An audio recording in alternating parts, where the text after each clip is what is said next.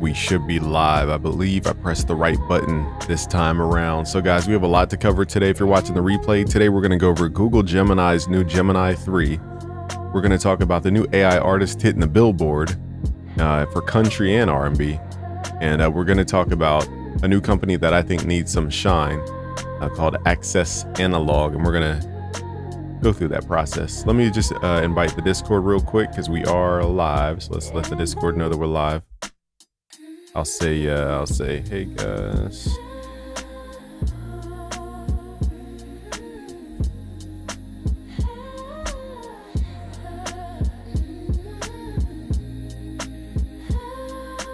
All right, Google. It's hard for me to do two things at one time, so bear with me here.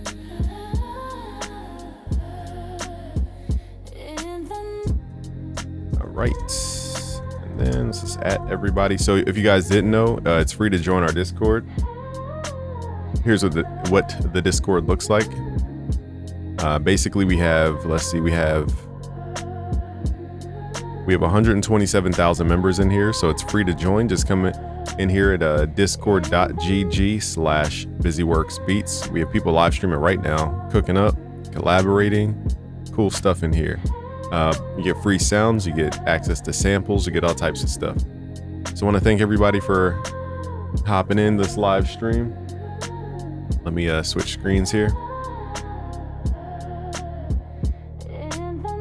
All right, but yeah, if you guys didn't know, Google Gemini 3 is the talk of the town for all the tech guys because, you know, AI is basically in a race to dominate the LLM specifically. And you know, if you're not keeping up, you know, you might just not be understanding how powerful this stuff is, guys. So I want to show you. I'm not a coder. I'm not an expert on coding or software, but I will be showing you guys some stuff that is just cool to know exists. I've shown you guys many a time how to use these AI tools for your actual like business. Okay, so your online business. What up, MH? I just invited everybody in here, so I'm just waiting for people to pull up. Yeah, I showed you guys how to use these tools for your own business. And what up, Sir Bones? And now we're gonna have some fun just showing you guys more utilities for it and just this stuff you can get into. I want you guys to expand. You know, you could do a lot more than just make beats. You know, I've seen producers turn into software tech execs, or you know, they own their own company. All right, so we're gonna get into it. Let me close this out. So here's something that I had. This is what they call a one shot, meaning I asked the AI to do something one time and it created this entire thing. So I said, create video game for music production. And it created a whole beat sequencer that actually works. And my screen looks kind of crazy because here's the full screen version. So it is lined up normally, but because of the screen, it looks offset. But here's what it looks like though. And it works. And it has actual claps, kicks, and snare sounds in it, not just beeps. So, I mean, think of the stuff you guys can create. Now, again, I'm not a pro coder. I'm just showing you guys stuff that I found interesting.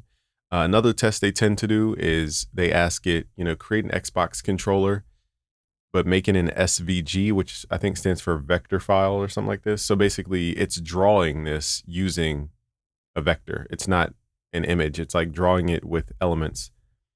AI is the devil's daughter. Some of the AI stuff is pretty versatile if you learn how to use it effectively. What up, Just? But let's talk about the AI artists first. Let me just make sure we have everybody here before I just break into the whole conversation. I don't want people to miss out on the combo. I think we have enough people. All you guys got to do is just smash that like button to get this rolling. So here is the talk of the town. New AI artists. You guys have heard of AI artists. You've heard of Zania Monet, if I'm saying it right. Zania Monet. So that's one of the artists. You guys might not know the other ones. There's Zania Monet, there's Unbound Music, there's Enly Blue, there's Juno Sky, and there's a new one that people are talking about called Breaking Rust. What up, Shun Mun says, AI really finna take over the game. Sir Bone says, yo, Busy, what DAW do you recommend for making multiple genres? Logic Pro is, if you're on a Mac, Logic Pro does so much if you can get your hands on it. Shant says, my Gemini 3 stopped working. Mine is working, at least before I went live. I don't know if it's working right now. It should be working, but I'll go through Gemini in a second because that's more for like techie people, and I understand everybody here is not into tech. All right, so we have enough people. I don't want to keep people waiting. So the artist that we're talking about currently is called Breaking Rust. Is my sound on? Can you guys hear me? Should be able to hear me. Oh, let me double check my... First of all, my camera was crooked. I'm glad you said something. But yeah, you guys should hear the sound. I'm pretty sure we're getting sound sent to you guys. I don't know. Can you guys hear me? Just give me a quick yes.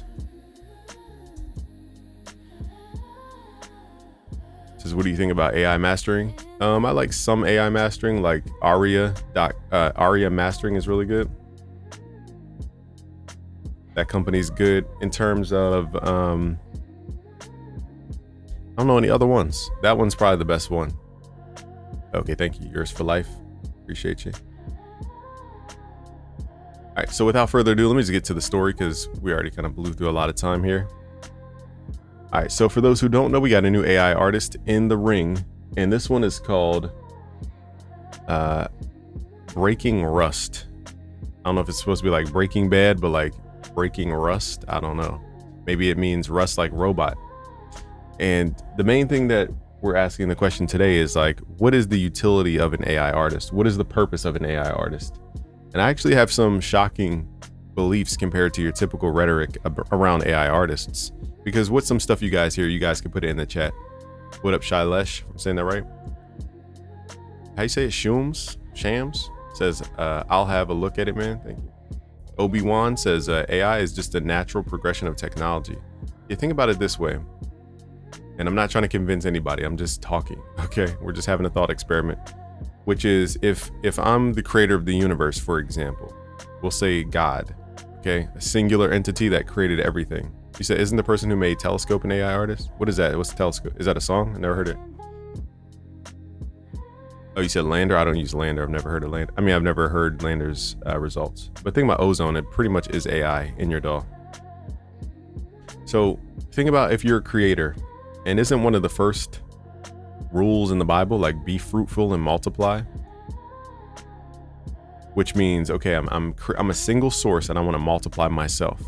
So if my instructions to multiply myself are not being followed, I need to replace the thing that's not multiplying and multiply it. Does that make sense? So if I'm coming into the universe with that mindset, like I want to expand, anything that's not expanding is dying. So that applies to everything. Okay, so for example, if you have investments like stocks, for example, and you know, one of your stocks is just like, you've been hanging on it for 10 years and it's still only like 2%. Meanwhile, Bitcoin's going up 50% a year. It's like, are you going to keep holding on to the 2% growth every single year? Or is it just not growing? It's stagnant. Okay, and then you replace that investment with Bitcoin because it's growing. The nature of stuff is to move to the thing moving. And that goes with content, that goes with business, attention. We usually put attention in hip hop on the people who have movement, motion. Like Max B came home because he has so much spotlight. Everybody's like focused on Max B right now. Everything he's doing, every picture he's taking, everything he does, if he drops music, who he's going to work with, because he has all the attention right now. He has all that motion, I'll say. But once we turn the camera to somebody else looking for motion, you know, we have to keep asking, are these things growing without us all paying attention to it? And long story short, if I was the creator of the universe and my instructions to the universe were keep growing and the universe stopped growing, wouldn't I concoct something that actually grows or replace that thing with something that grows? And I guess I'm using that analogy to say, if the industry was being gatekept on purpose, the music industry, and they weren't offering people opportunities, and then you have people behind the scenes who are pushing out the most crazy music you could ever think of, to basic like drill music. Why did that last so long? Like, how was that on the charts? Like, we're talking about just complete just murder music in the top charts. And it's like, how long were you going to push this death thing? I'm not saying rapping about guns and stories is not okay. I'm talking about like literally every bar was about the ops spinning a block, blocks with switches, putting the belts, because, you know, it was always like this aggressive. Purpose of the song was literally to tell their enemies they're gonna murder them through the song, and they meant it, most of them. So after a while, that got a little redundant, and then we started hearing Jersey drill or Jersey club. It became the same bounce. Doom, doom, doom, doom, doom, doom, doom, doom, doom, doom. Then we heard drill, New York drill, ta ta ta ta, ta ta ta ta ta, like the same bounce over and over and over and over and over again. It's like music was not evolving after a while, to the point where even the girls were starting to rap about drill, and it was just like redundant bullcrap. And we missed the era where we had bars like Benny the Butcher. You know, when if you guys follow Joe Budden, for example, we had Benny the Butcher, mainly kind of promoted through Joe Budden's podcast, in my opinion. And Griselda got legs really from that point, in my point of view. And Benny went on a run. He partnered up with Hit Boy, came out with a crazy project, and people loved bars again.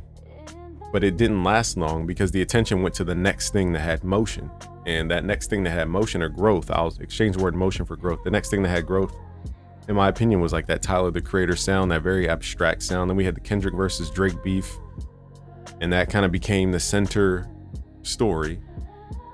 But like, you can't hold the story for a year and some change and think people are going to care the same. Like, they don't care as much anymore. Like, it's just the natural decay of stuff. We need to find the next thing with motion.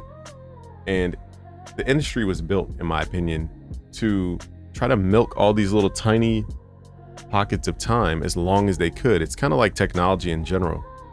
You have technology like, you know, electric vehicles, for example, and the electric vehicles, you know, they're threatening the traditional, you know, gasoline vehicles. I forget the exact term they use for it, but there's a term for that. That's going to bother me too. Not precious metal, but there's a term for it. Fossil fuel, I think is the word they use. So anything that kind of relies on gas and diesel, that's considered old, but they can't just transition just because we have technology straight into electric vehicles, because everybody will revolt. Millions of jobs will be lost.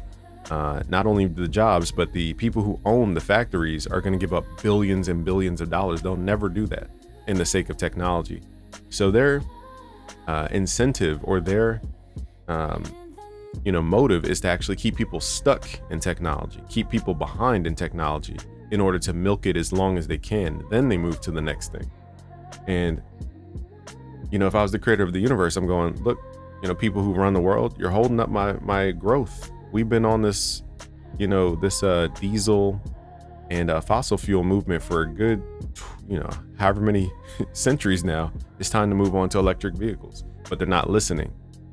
What up, Crispy? And so now in comes a foreign, extraterrestrial, alien technology called LLMs and AI technology, where we're now pulling from the ether answers that we've been looking for years, because a human tried to hide those answers. Yes, it's trained on human activity, but there's another side to AI that synthesizes information. And that's the part that nobody talks about, is how it synthesizes and creates new information. You know, if you study some AI, they even have what's called synthetic data. So they are basically generating data based on probability of things actually existing. It's kind of like when people say stats about the universe. It's like, how do you know about the universe when you've never been to the other corner of the universe? It's because they're using probability, and they're using observable facts and physics to try to map and estimate the next layer that they can't necessarily see.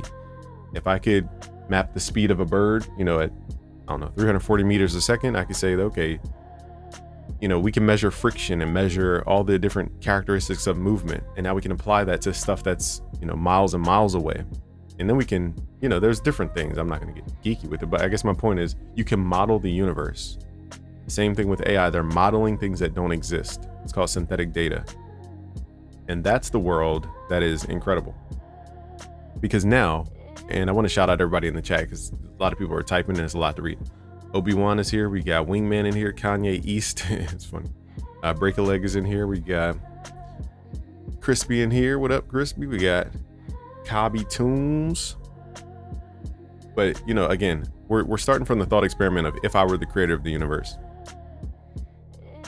So again, my starting point is, if my creation is not multiplying itself to expand, it needs to be replaced. And then you have people who are trying to keep people stuck purposely in the music industry, and in any industry you could really think of. The tech industry, the automotive industry, they're trying to keep people behind because they can make the most money by people being stuck and dumb. Okay. Now, if we move into technology, that's why AI race is so important, because whoever gets it really controls the speed of how we move forward.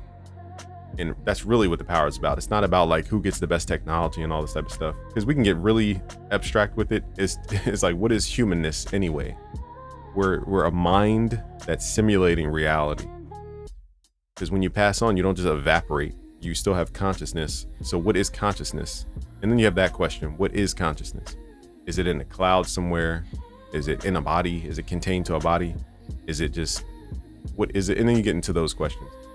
But again, my main stance here is, look, they've replaced artists with AI because it's not, the artists were keeping themselves stuck in some cases. The labels were keeping themselves stuck.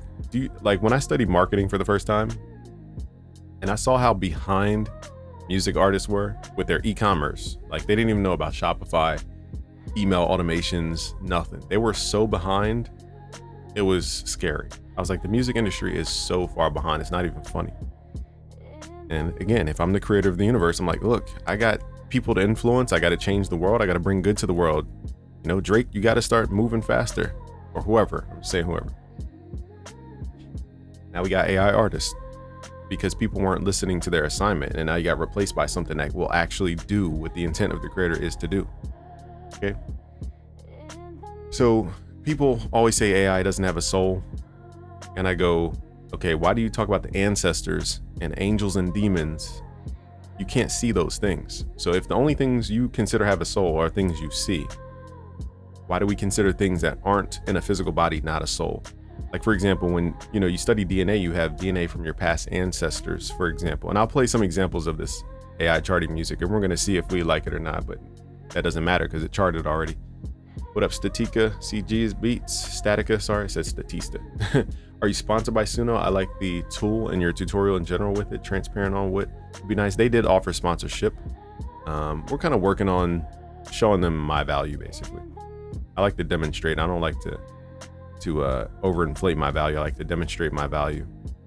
So going back real quick, is if our DNA basically has our ancestors inside, it has past DNA fragments from all types of survival things that happened in the past. And I'm giving this kind of preamble because I want to go about this conversation not in a AI is taking over, AI is destroying everything, it's just like, that's not going to get us anywhere. It's already here. So instead of trying to demolish something that's going to move forward, because the nature of the universe is to move forward, so instead of trying to demolish something, let's just analyze it and see if maybe we have a misunderstanding. So that's the approach I like to take. I think a lot of people demonize it and scare people to death, and it's so unfortunate. Like, my business has been so much more optimized around AI. I learned how to code using AI because it, basically helped me on the nuances. I've optimized the things I build because I can now analyze data way faster, which would take years and a lot of expertise to do. Graphics, oh my goodness, that has helped tremendously. Thank goodness for AI. AI music. This beat you guys are hearing right now, this is an AI sample, the vocal, and I flipped it. We made this beat using the AI sample. This.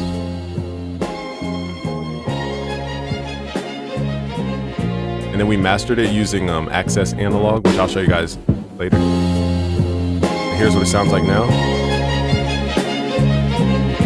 Sounds like a real sample to me. It even has a soul to it. Now, I did produce this. I didn't just slap in a prompt, call it a day. We flipped this in FL, but still, or Logic, whatever dollars. Want you to stay. Just to get by, just to get by, just to get by. The homie saw the 8 ball, just to get by. So tell me what you waiting for, just to get by. When you maxed out your credit, already hit the limit and you can't keep spending. Just to get by, just to get by, just to get by, just to get by, just to get by. When you can't stop spinning and the world stops spinning and your girl stops grinning. Just to get by. When your friends keep calling but you really ain't ballin', so you just wanna call it. Just to get by. When parlays ain't hitting and your stocks keep dipping but you smile like you winning. Just to get by. When they hate new religion, cheers to the new beginning and celebrate your ending. Just to get by, just to get by, just to get by. That's an AI sample, and I flipped it in, I want to say I used FL Studio to flip it. It sounds very real to me. It has a soul to it. It has a message to it. And I think we've forgotten as music producers and artists, like, what is the point of making music? And I say this because me and my fiance were talking about this. She actually brought this topic to my awareness. So shout out to Day Day DeVille. She hooked me up with this information. She was like, did you know there's an AI artist that is taking over the charts or something like this? So she brought it to my awareness. What up, Phil Fine and Russell? But what artifacts? For example, if you take a real song and you slow it down, it's going to have artifacts the same way an AI sample has artifacts. So yeah, to your producer ear, you hear all the little nuances, but like, did we get the point across? I think is the greater message. And let's talk about this new artist, because my fiance brought this to my awareness, called Breaking Rust. I was only familiar with Zanaya Monet, which is an R&B artist that got offered, I think, $3 million for her catalog to sign to some record label. I'm not sure who offered that, but she got a multi-million-dollar offer for being a poet. She's a real human. I forget the exact name of the human behind it, but there's a real human, I think black woman, who's a poet. And she uses her skills to create music products with her poetry. I mean, where else can you demonstrate poetry? Like at live shows, it's like maybe we don't want to sit and watch her do her poetry at a live show. We want to experience it. We want to read a book. We want to hear it illustrated elsewhere. And I think this gives her a tool to demonstrate her actual gift. And like I said, if the universe's goal is to expand and let that lady expand into her full potential, why am I blocking AI that can help her actually express her actual gift, which is poetry in this case? So when you reframe it that way, you're like, oh, this is the tool she needed to actually get across her intent. And now she's changed the world with her, her topics. Am I going to get mad at an AI artist because it's cheating because they can make music faster? Then why do we humans say that we're better than computers if you're worried about a computer? That doesn't make sense. How can you say you make better beats than a computer and then you're threatened by a computer? Like, please make that make sense. Anybody here? I'm waiting on the Billionaire Music is here. Is if AI can make pro music, can we ask it to teach us? That's going to be fun, hopefully. Learn music through AI. And people are like, aren't you scared because your business is about teaching people? It's like, okay. Like, are businesses out of businesses because I'm using Chat GPT? Are businesses out of business because I get my information from all over the place? No. So I'm not really seeing this as a threat. Yours for Life says, I don't think the artist should be replaced. I think the ineffective tool should be what is replaced. But we got to step into the mindset again, the universe, efficiency. When I say the universe, I just mean efficiency. So if you guys hear me saying universe and God and all this, I just mean if I built a system, I want it to work its best. The moment I have a bottleneck or an inefficiency, that means I'm not a pure creator. So to fix that, the same way you would a business or a car, you have to address the thing that's the bottleneck, right? And so if the human has an ego and they think this is all about them, you guys know this feeling when the artist drops music and it's just like, oh, it's about me. I have a new single. I got this new thing, and me, me, me, me, me, me, me, me, me, me, me, me, me, me, me. Me, me, me, me, me, me, me. It's all about the artist. They got to show up glamorous. It's all about them. The conversation's all about them. It's never about their community. It's never about like the reason people buy music in the first place, which is to relate to something. Let's say, the reason heartbreak stories do so well with music artists is because a lot of people go through heartbreak. So they relate with that experience, and it helps them actually identify that they're not the only person going through heartbreak. So we're freeing them of that heartbreak because we're showing them they're not alone. Okay, so they believe that they can receive energy from somewhere else to get out of that bind. That's the purpose of music, is to uplift people and that's the purpose of comedy as well. Good comedians talk about real life stuff, real experiences. And when they trigger that raw experience, that trauma, they get a laugh. And now that person can free up all that held in energy because they're transferring the energy through resonance over to something else. And they're getting rid of that negative low energy. And that's what we should be doing, is transforming people with this music to unlock their higher self. We forgot the mission.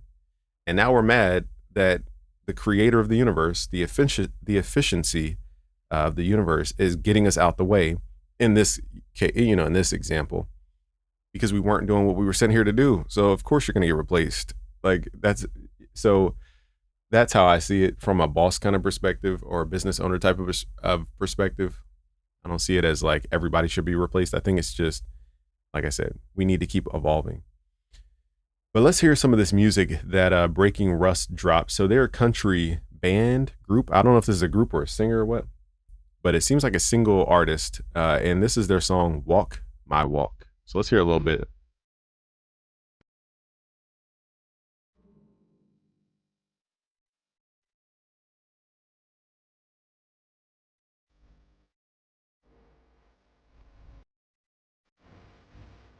Voice sounds pretty clean.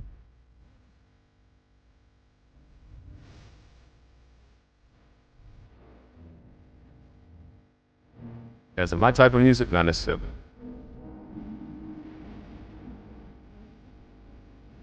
I give it a that's how I can tell it's AI. It's like they jam up some of the words in the expression. It's like, but I ain't never been one to, so that's how you can kind of tell AI, little stuff like that. but I ain't never been one to live in the past. I keep moving forward. Let me jump ahead a little bit. Wow. Sounds just like a, whiskey commercial, a bar commercial. That little stomp effect. That's a little low energy for me, but Let the haters talk, let the rumors fly. I ain't got time. But let's really analyze what is an artist, because I want to keep revisiting this concept of what is an artist. If an artist's job is to give us a message that resonates with somebody else so that we can relieve these people of their low frequency and raise them up to their higher frequency. And artists stopped making songs that actually had messages in them. Okay, we forgot the power that we have to transform people's lives, and we stopped doing what we were doing with intent. And we ended up making all this bull crap because the type beats were easy to buy off YouTube. Auto-tune made me sound in key. I could just, copy the lyrics from the next rapper who's talking about drill and Glocks. It became this regurgitated message over and over and over again. And I'm wondering if that message even came from the United States or if it came from, another country who's trying to actually create divide in our country. That's the meta, as MG the Future would say, the 3 a.m. layer. I'm sure he has talked about this before. And shout out to MG the Future. But who said that message even came from America? We got to forget these people are funded by people. So if somebody's funded by somebody, let me pull up my chalkboard real quick. I gotta pull up the chalkboard class. Let's draw this out real fast. Bars. I weren't even ready for that. Freestyle bars off the teaching game. All right, so here's my chalkboard. Now, like I said, the purpose, I'll say, of an artist. Okay, so M stands for message. Okay, the artist is just the vessel or the container for the message, the frequency. They're the carrier for the modulator. Okay, and then they reach what's called an audience. So I'll just put AU. Now the goal of this AU, speaking of AU, it's the symbol for gold for those who take chemistry. Now, what was the purpose of alchemy? The purpose of alchemy is to turn lead into gold. Okay, I'm just using this as a metaphor. So the goal of the master or the modulator, the message, is to use the artist as a carrier, conduit of the electricity, of the light. That light is supposed to modulate. Okay, so here's the frequency. This frequency should not be distorted. Somehow along the lines, this sine wave turned into a pulse wave. And now we have a distorted message going out to the audience. So instead of gold that we're getting, the AU, we're getting a lead. The original sine wave was sent to take the lead and modulate it through what's called harmonics up into gold. That was the original intent. And somehow that got twisted. So in my opinion, AI is here to remove this piece of the puzzle, because this is the efficiency. This is where the distortion comes into play because of different malforces, like, again, human intent, ego, propaganda, all types of stuff. We can get really deep with it. But like I said, who even said that whole drill movement came from America? How do we know that wasn't funded by some kind of Chinese experiment? Like TikTok, for example, is owned by who? ByteDance. And ByteDance is where? Right? And TikTok alone is a propaganda machine. So if it keeps pushing and incentivizing this drill movement, I'm just saying drill just to make a point, then they are actually the amplifiers of that message. So they can kind of shape culture based on what they amplify. Okay, so something distorted the message though. So now we're replacing this artist with AI in this case. Okay, because now they will actually modulate properly. to transcribe that signal.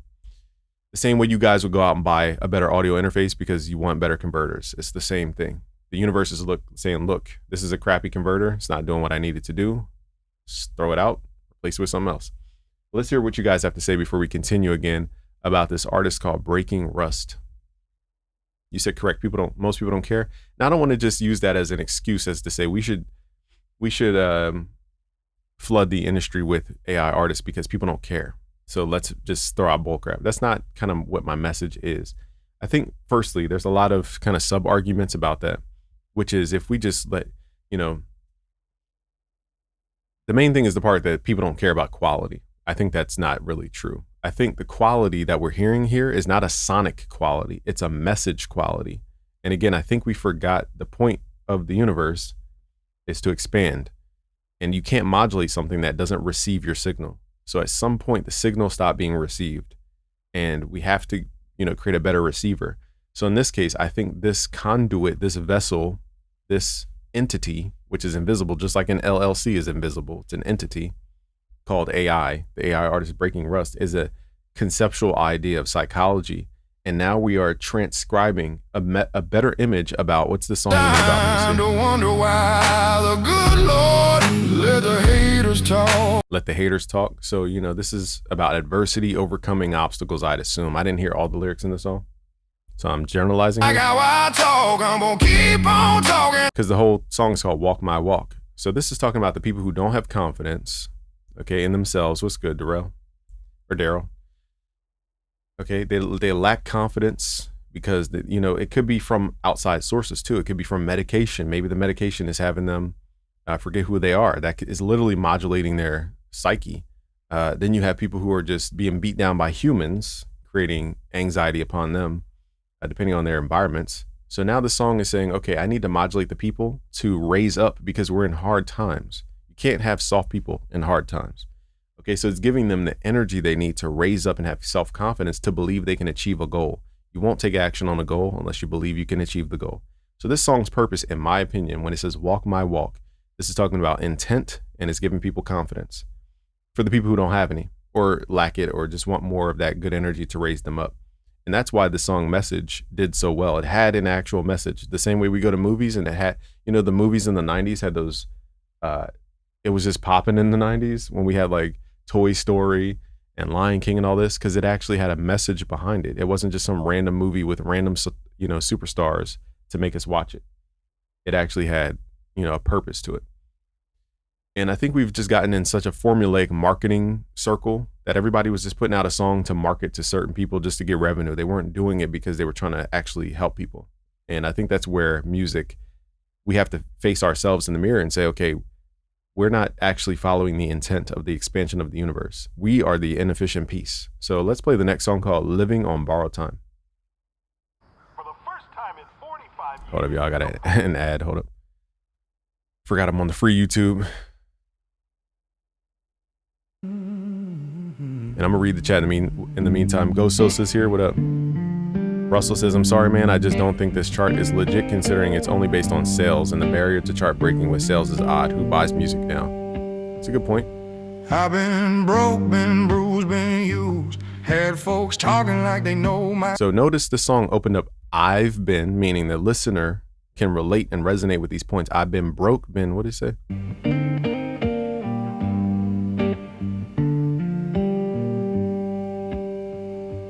I've been broke, been bruised, been used. I've been broke, been used, been used, a bruise, been used. I've been broke, been bruised, been used. That's how they open up the song, because they're trying to signal out who's the receiver for the song. What up, Maxus? Hook up. And that's what we lost in our music. We lost the purpose of the song and the message we're trying to convey. He's immediately talking about, here's the audience I want to talk to, the people who feel broke, bruised, and used. And I think this AI stuff is really good for people who know how to write actual songs. If you go to Suno right now and just type in bullcrap lyrics, you're going to get probably a bullcrap song. But if you have good lyrics, like, for example, one of the lyrics I use all the time is, I just want to love you. Ain't no one above you. You're the apple of my eye, like a diamond in the sky. Girl, you are the one for me forever in eternity. because I wrote that about my fiance. But if you think about it, it's cliches. And I memorized it because it's just powerful. What is it? I forgot the lyrics that fast. Oh, I just want to love you. Okay. Ain't no one above you. So if apple of my eye is a cliche to say you're the highest, most important thing. And all these little cliches add up. And if you're a good songwriter, that translates into the actual music. Not just like, dun, dun, dun, dun, yeah, dun, dun, dun, dun, yeah. Now, if you listen to the lyrics, though, the song actually goes to a storyline. Okay, but I guess what I'm trying to say is a lot of songs nowadays don't have a purpose. They're just random words that rhyme. There's no message behind it. And even though humans are doing it, it doesn't make it important. And I think that's what the conversation kind of lost its validity, is people talking about human made, but humans are making bullcrap because they don't have an intent behind it. Their only intent is to get a paycheck from Spotify. It's not to help people and to uplift them. And I think that's where we need to say that humanness doesn't supersede the point of the message, because humanness can drive stuff straight into the ground. Who's that? Jeepers Creepers, right? And I could tell this AI art was definitely made on OpenAI's Sora. Just by like the paint strokes, I could tell this is definitely made on OpenAI's Sora. So maybe it's an advertisement by OpenAI. Who knows? Because what moves the music industry is money. It is not about quality of song. If that were the case, jazz would always be at the top of the charts. It's much harder to make jazz than it is hip hop. But that's not what's at the top of the charts. So at the end of the day, we call people the best, but we really just mean they paid their way through advertising to get to the top of the chart.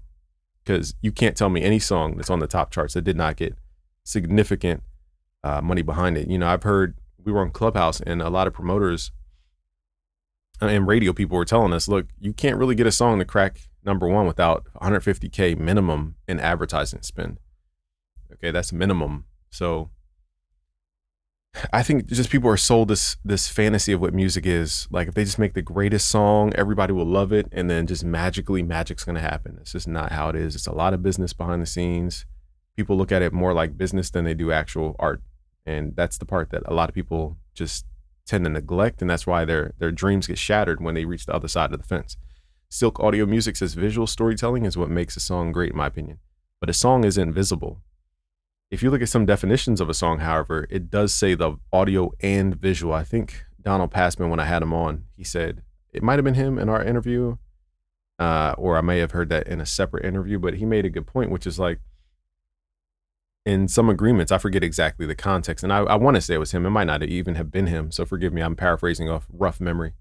But somebody said, we'll say, that a song is more than just the audio. It's the audio and the visual. And that changes the whole game. So now you're not just making a song, you're making a song with a video treatment and you have a story. You'll know this when you guys make music videos. I've made many music videos. And there were music videos where I just slapped stuff together. What up, Marty Minnie? I just like did random scenes here, there, and there, but they didn't come out as good as the music videos that actually had a story behind it. Like one of my greatest story telling music videos got 1 million something plays because it had a story to it. Okay.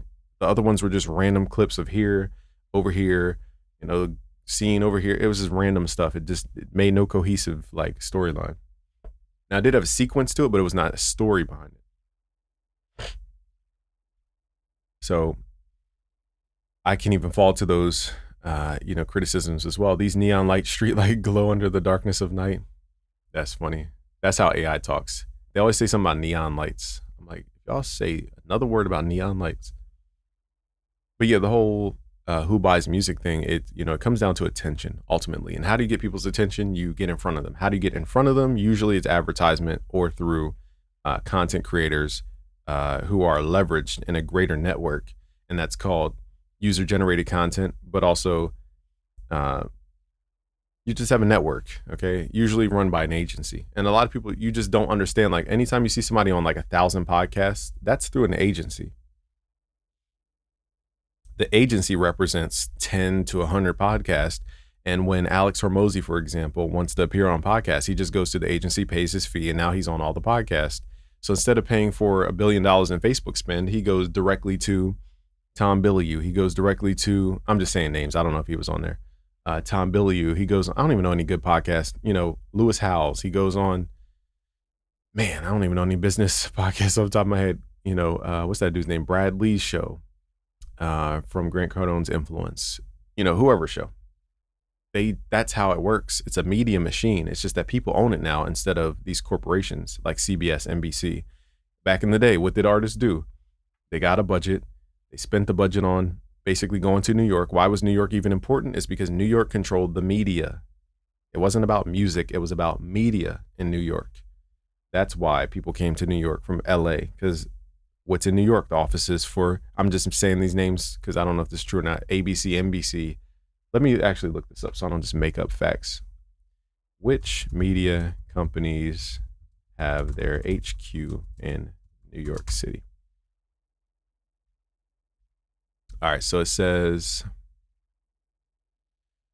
NBC Universal, Paramount Global, Fox Corporation, Warner Bros., Discovery, the New York Times, Sirius XM.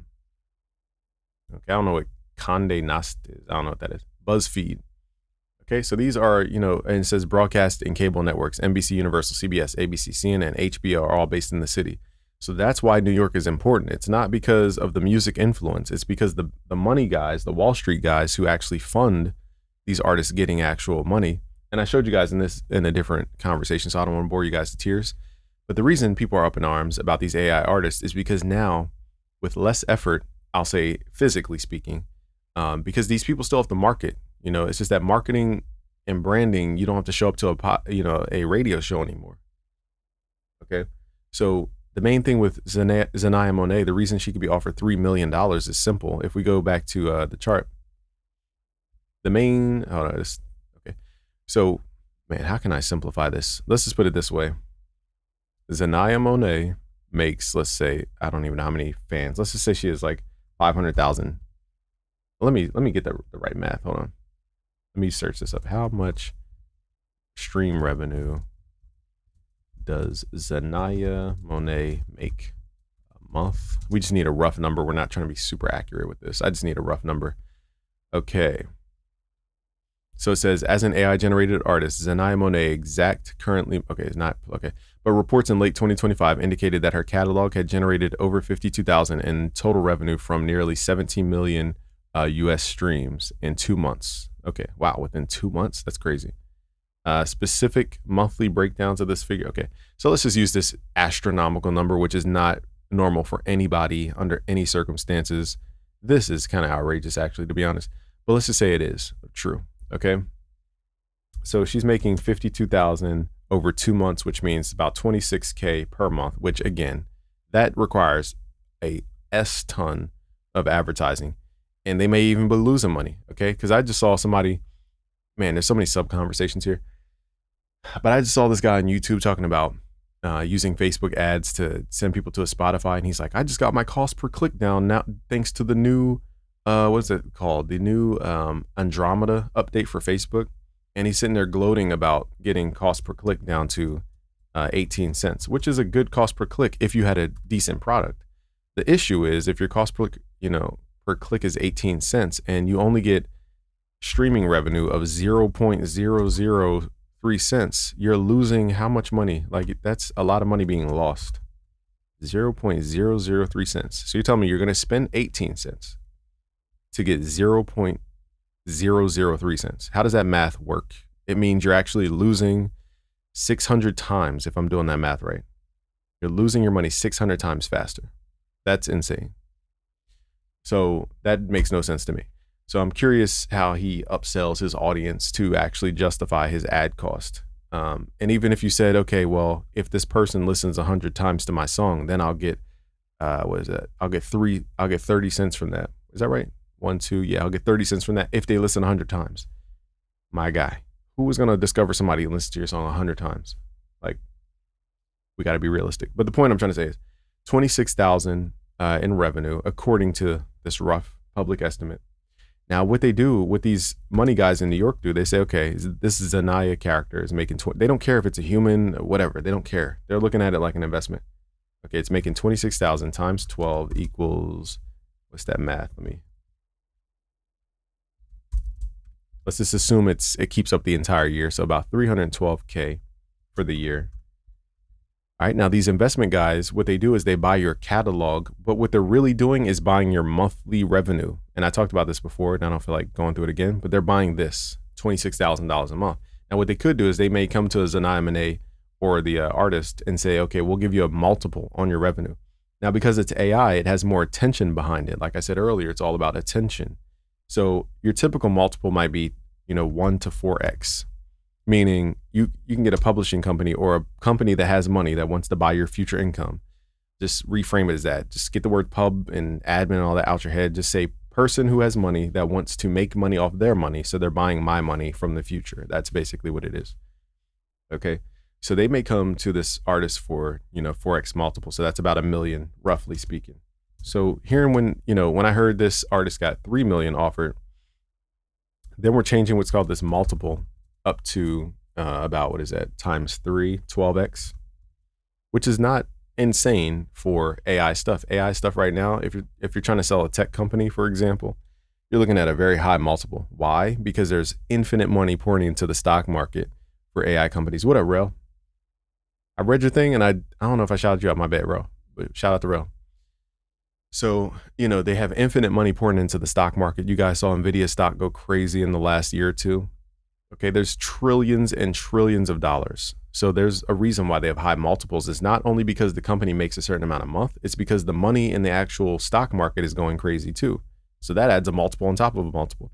That's why you see all these multiples going insane. So long story short, the artist may make $312,000 a year, but they could also assign over their either rights or just permission to collect their revenue from one of the companies that just bought out their catalog rights or whatever.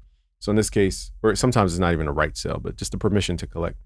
So in this case, I could see it going up to 3 million for a cash offer, because what they're buying, okay, is her future revenue. So she can't collect from her cash. So if she gets more popular and this number goes up to $260,000 a month, all that revenue is going back to the person who bought her future revenue. Okay. And it just depends on the terms, on how long, and, the buyout clause and all that type of stuff, if they're buying it out.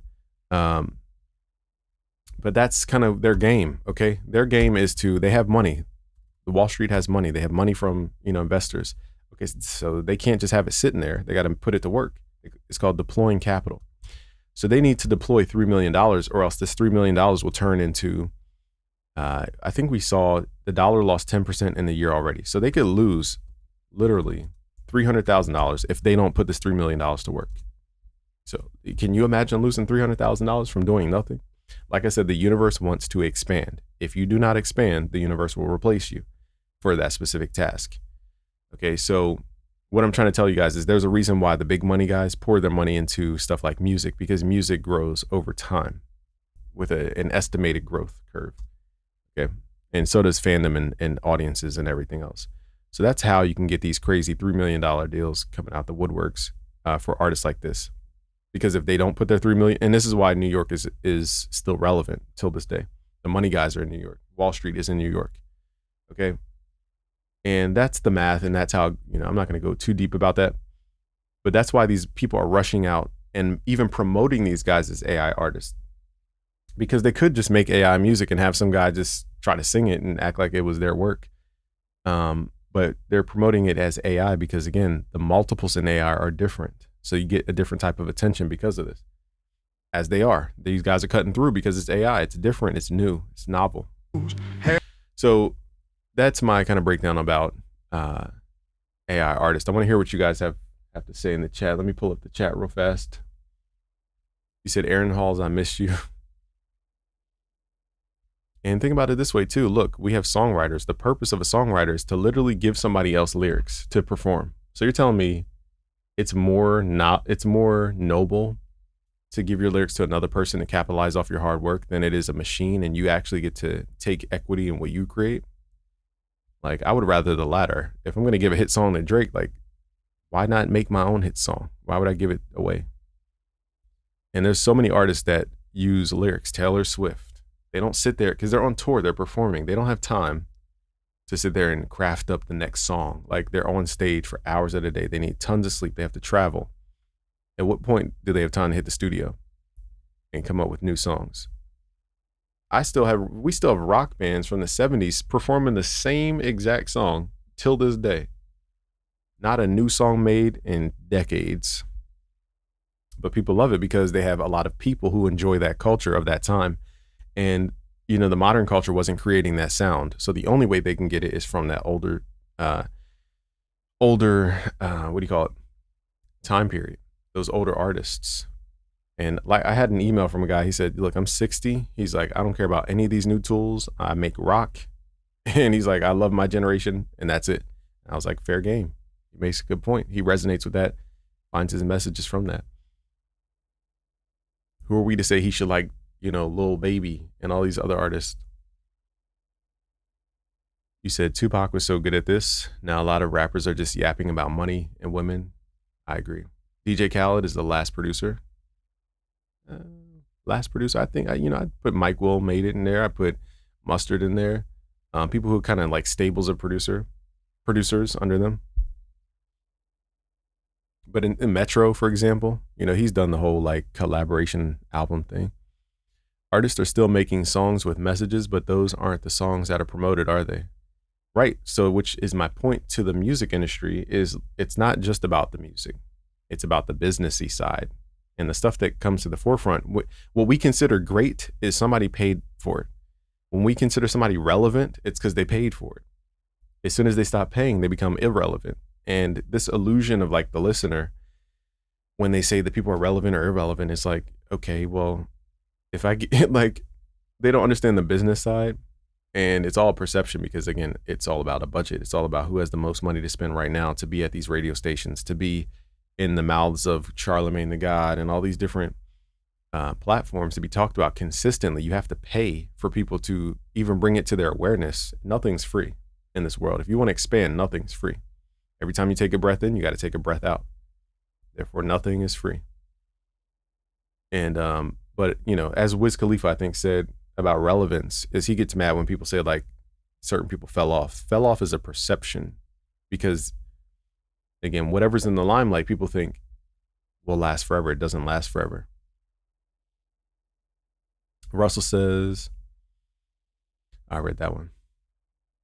All right, so we're about to move to the next topic, which is Google Gemini 3. I kind of want to, I don't know how interested you guys are on Google, so I'll speak about it. I think you guys should pay attention, but again, I understand not everybody here keeps up with tech stuff, so, but I do want to talk about Google Gemini 3. But I wanted to first talk about this AI artist thing because I just feel like as artists and musicians, we make a lot of contradictory statements. You know, it's like we don't want to be gate held, or what's it called, gate kept in the music industry. We say there's too many gatekeepers, but then we want to gatekeep people from using Suno to make a song. So it's like you can't have it both ways. You just can't complain about being gate kept, but you gatekeep. It just doesn't work that way. Carl Johnson is here. What up? And then they license it out on a top of what? And then they license it out on top of existing stream royalties trickling in. Some companies do, not all of them. You know, not every investor buys out a catalog and has a plan to get it into sync. They don't have the connections and the hookup to get it into movies and stuff. So that's not always a plan.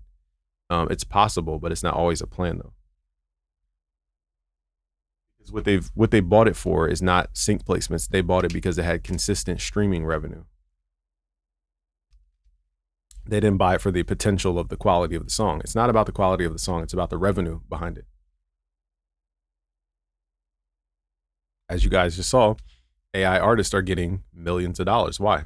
Because it creates cash flow. People want to listen to AI stuff the same way they want to use AI tools, the same way AI is the hot topic. And another kind of hypocrisy we have as artists is if you play GTA and you enjoyed it, you are a hypocrite. Because you run away from the AI cops in the game. You play with the AI characters on Call of Duty and you love it. You buy those games every year. Halo, you love the AI campaigns on Halo. NBA 2K, you love the AI defense. So you can't enjoy AI and then critique AI at the same time. You just can't. So we're all, living a fallacy when we really get down to the root beliefs. You can't have both. And then some people say ethically trained. Did you really check who trained NBA 2K? Did you really? Did you check all the way to the source? But we could talk about that in a different time. I don't want to sit here and make arguments. I just think we music producers and artists just call everything a threat because we don't understand it. And we end up falling behind because we considered it a threat. And then we didn't look into it. It's all positioning from the monopoly. These record labels position Udio as an enemy, not because they care that that the tech. It's not about the ethics. It's because they want to control it. So they position it as an enemy to get you guys to rile up, and then you go attack Udio in this whole class action bullcrap that Curtis King is pushing, that Top Music Attorney's pushing, that who else was on there? Ben Jordan? Am I making that up? Venus Theory? All these guys pushing it, right? Why? Did you guys know there's an email list you can sign up for? Like, come on. And then I get emails about copyright drives, and today you can get your copyright drive. You can get your copyrights for $15 extra or whatever it is. I forgot the exact email. So I'm saying you built an email list to demonize something, to get everybody got on your side just to sell us something. Like, bro, I saw the play months ago. Not dumb. It's not about ethics. The record labels wanted Udio because they are not innovative. They are people with money who don't know how to stay innovative. And what they do is they go after these companies in the guise of we're protecting the artist. It has nothing to do with the artist. It has to do with monopolistic control. Because they can't control the competitor called AI. The same way they couldn't control you as an independent artist. So what did they do? They went after the distributors. They went after Spotify. They want equity. If they can't control you, they want to eat off of you. So what do? They go to the platforms, the on-ramps for the beginners, and they attack them. They attack the Udio. Why? Because Udio creates the music that goes onto Spotify, the distributors. Okay. Why did they go after Spotify? Because they want control. They want revenue. The same way, when America broke off from England, there was a whole war about it. It's the same exact thing. The record labels are England in this metaphor. Warner, Sony, and Universal are England. They don't want to see America, aka AI, do its own thing, get its own revenue, have its own parties without paying them.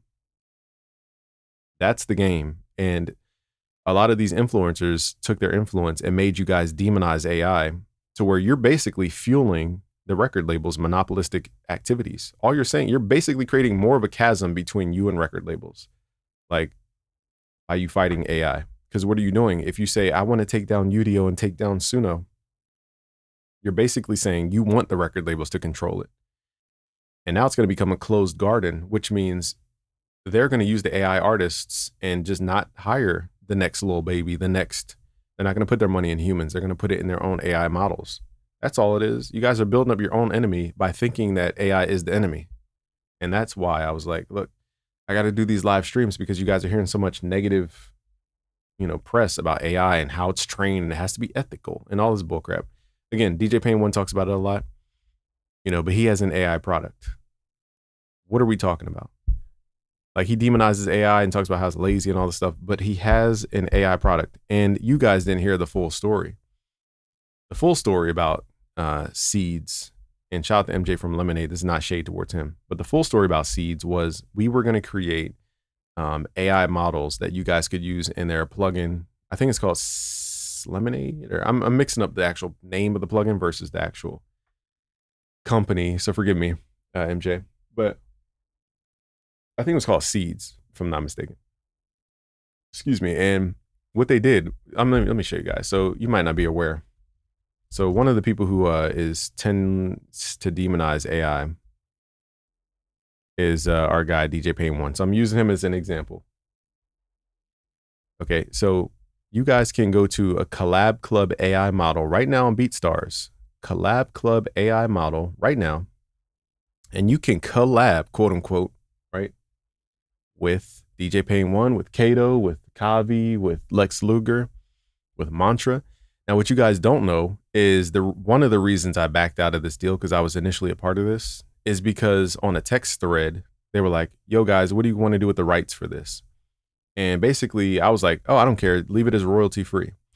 Now, 90% of everybody else said they want 5%. They want this percent. They want X percent. I'm like, why are we creating an AI model around melodies that we actually created versus the AI model generating new melodies that we did not create?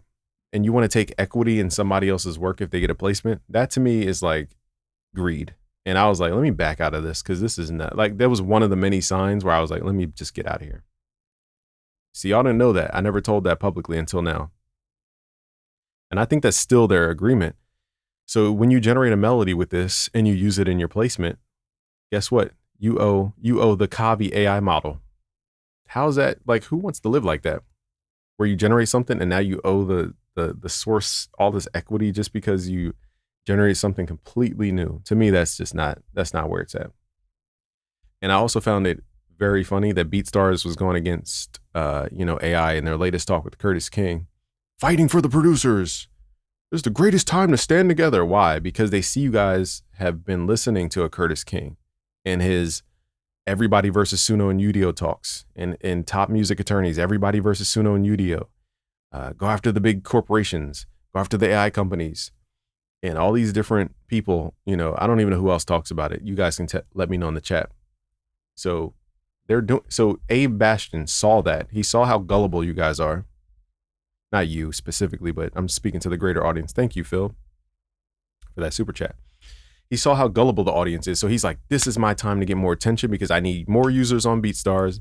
I need to make sure that I have the actual producers and artists creating the models from my platform, because if they create on my platform, we can do the equity ownership of the entire industry. That's how Abe sees it. And I can guarantee you, because he said that this is one of the greatest things he sees in the future of music. How would that be the future of music, giving away royalty-free melodies and different concept ideas? No, that's not the plan. The plan is to get all of you guys as creators to go to BeatStars, make your collab club or whatever your artist model is, your vocal model through BeatStars, and then charge people for either equity in their song, or they're going to have some kind of subscription where, just like Sound ID or something else, who knows what their plans are for this specific product. That's because that's how they can take control of the industry. Like, if you really think about it, that's how control is made, equity. What did Sony and Universal and Warner want? Equity. So they went after Udio because they weren't offering up equity, and they took equity, using the people, the gullible people, thinking that they were fighting for the cause of AI. See how y'all got played? And I'm saying y'all, generalizing. I'm not you guys in the chat. You guys are here. But see how they try to play you guys? But it's really just for the greater agenda to hold you back. And I saw right through that bullcrap. It's not about copyrights and ownership and ethics about who stole what. Just that's the bullcrap part of the conversation. They want control, and the only way they can get control is by platforming all of you. And then if all of you create your own models for generating and creating a revenue source for all these models to be trained, then basically you can control the output of the music. And if you control it at the source, you control the supply. And if you control the supply, you can control the entire chain. That's the game these people are trying to play. I see right through it.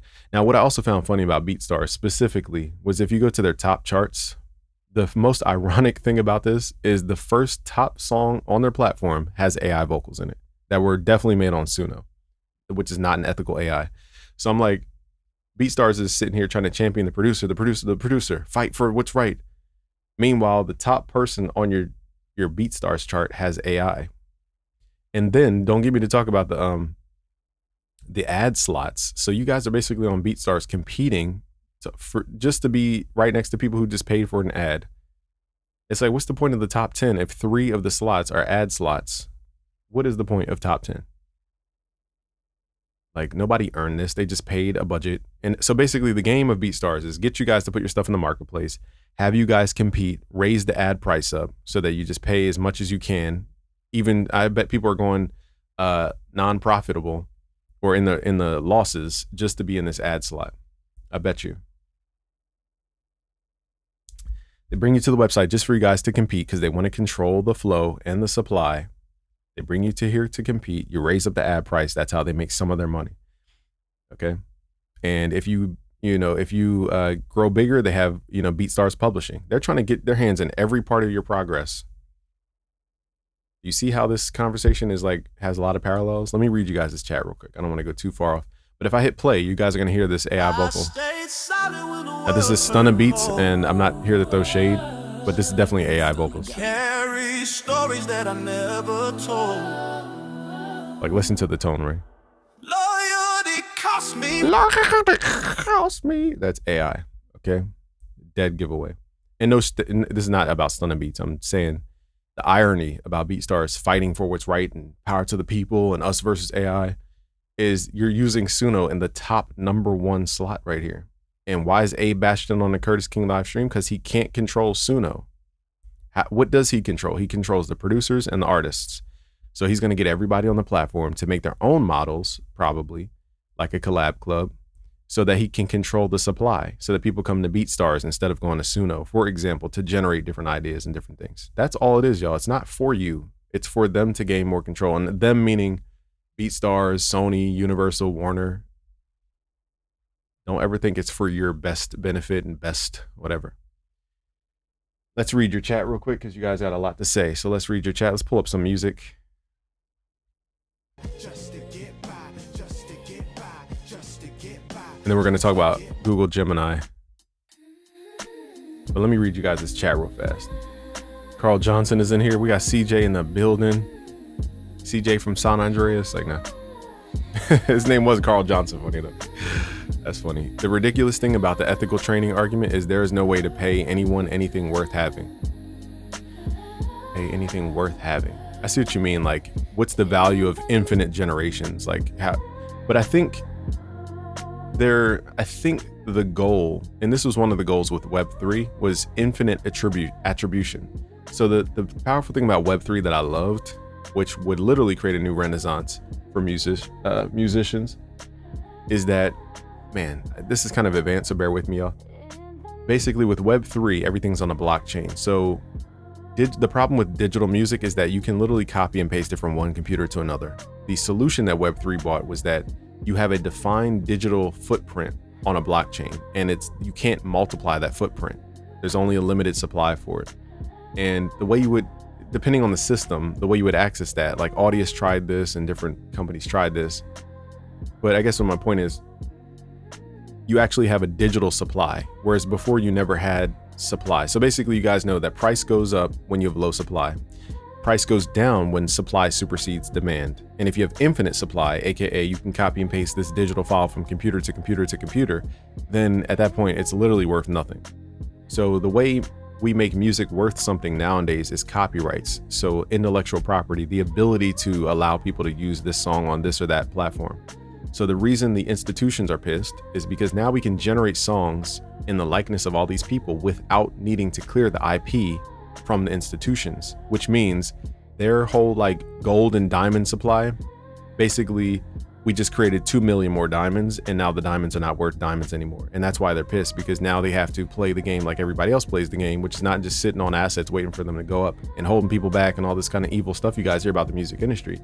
Now it's, oh, we actually need to compete like everybody else to get attention. And that's why TikTok was such a big thing, because TikTok gave the average person attention, like in the millions of views per day.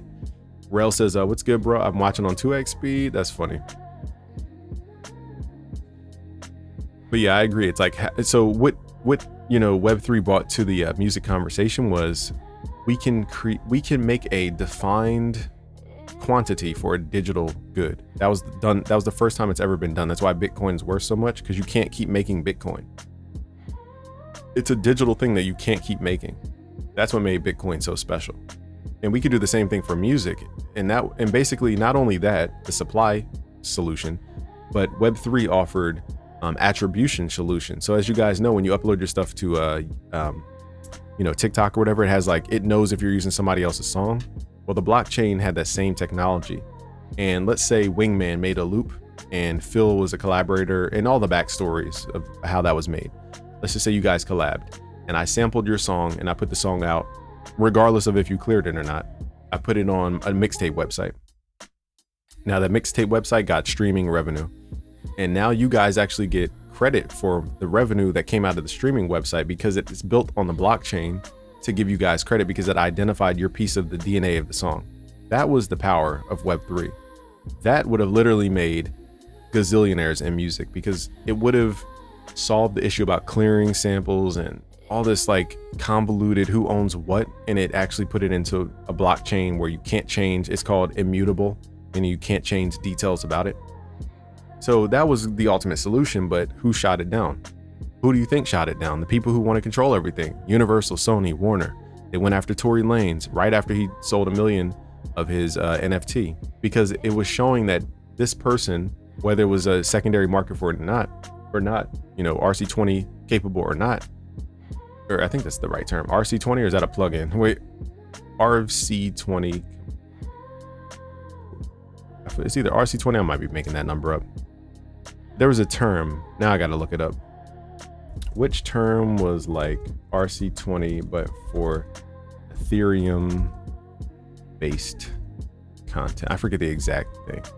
ERC20. Okay, so it was RC in there, but it was ERC20. So basically, if you built on the Ethereum blockchain, this is from rough memory. Ethereum is a virtual computer, and if you built an app on the virtual computer, anytime the things from your app got bought, somebody could sell it right back to the virtual computer called Ethereum. I know I'm generalizing that. It's not the greatest explanation, but the main thing was it was built on Ethereum. It wasn't built on some random technology. So the problem with Tory Lanez was his coin that he sold was not built on Ethereum, from what I understand. It was built on some whole other coin, which means people bought it at $1. They expected it to have limited supply so that they could sell it higher later. And that was part of the dream. You know, some people wanted to cash in, some people just wanted to support Tory Lanez. And I'm not mad at either party. Like, there was a lot of speculation back then about Bitcoin, about crypto. So he deserves every dollar, because people bet every single day on the Spurs. They bet on baseball games. They bet on Nvidia every day with options.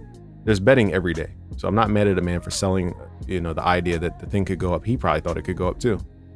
So that wasn't the case. It wasn't the fact that people couldn't sell it on a secondary market. What got Tory Lanez caught up, in my opinion, with the record industry was because he tried to establish independence using the Americas of the example. Like I said before, if Universal, Warner, and Sony are England, and you create this AI thing, which is a threat because they don't owe us anymore. It's a free land.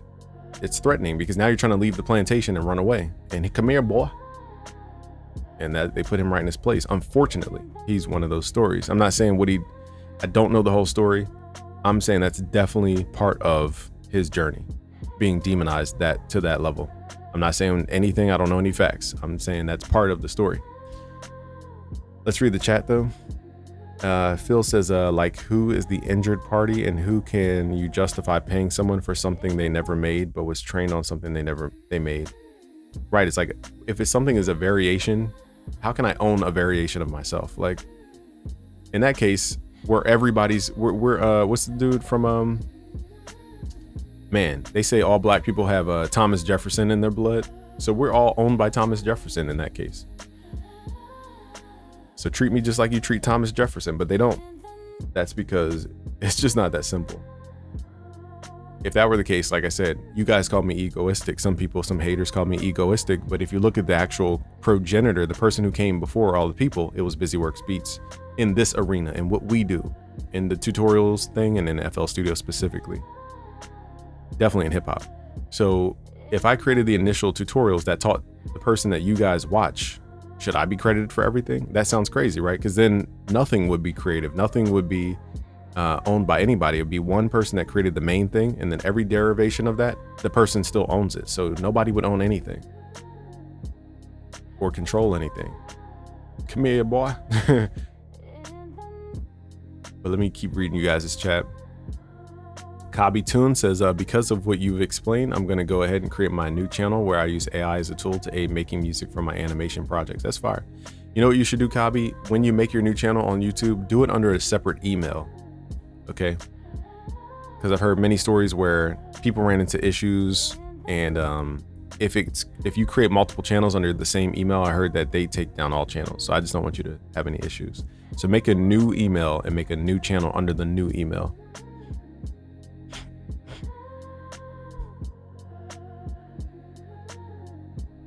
You said exactly. BeatStars went from $19 a month to $19 a year. When was this? Wait, why do you think that is, Eddie? They went from $19 a month to $19 a year.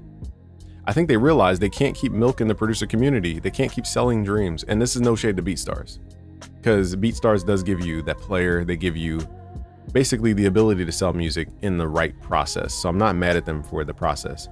There are other solutions though. There's Shopify. I show you guys how to build a Shopify for selling beats specifically. I teach this on my platform. It has nothing to do with BeatStars.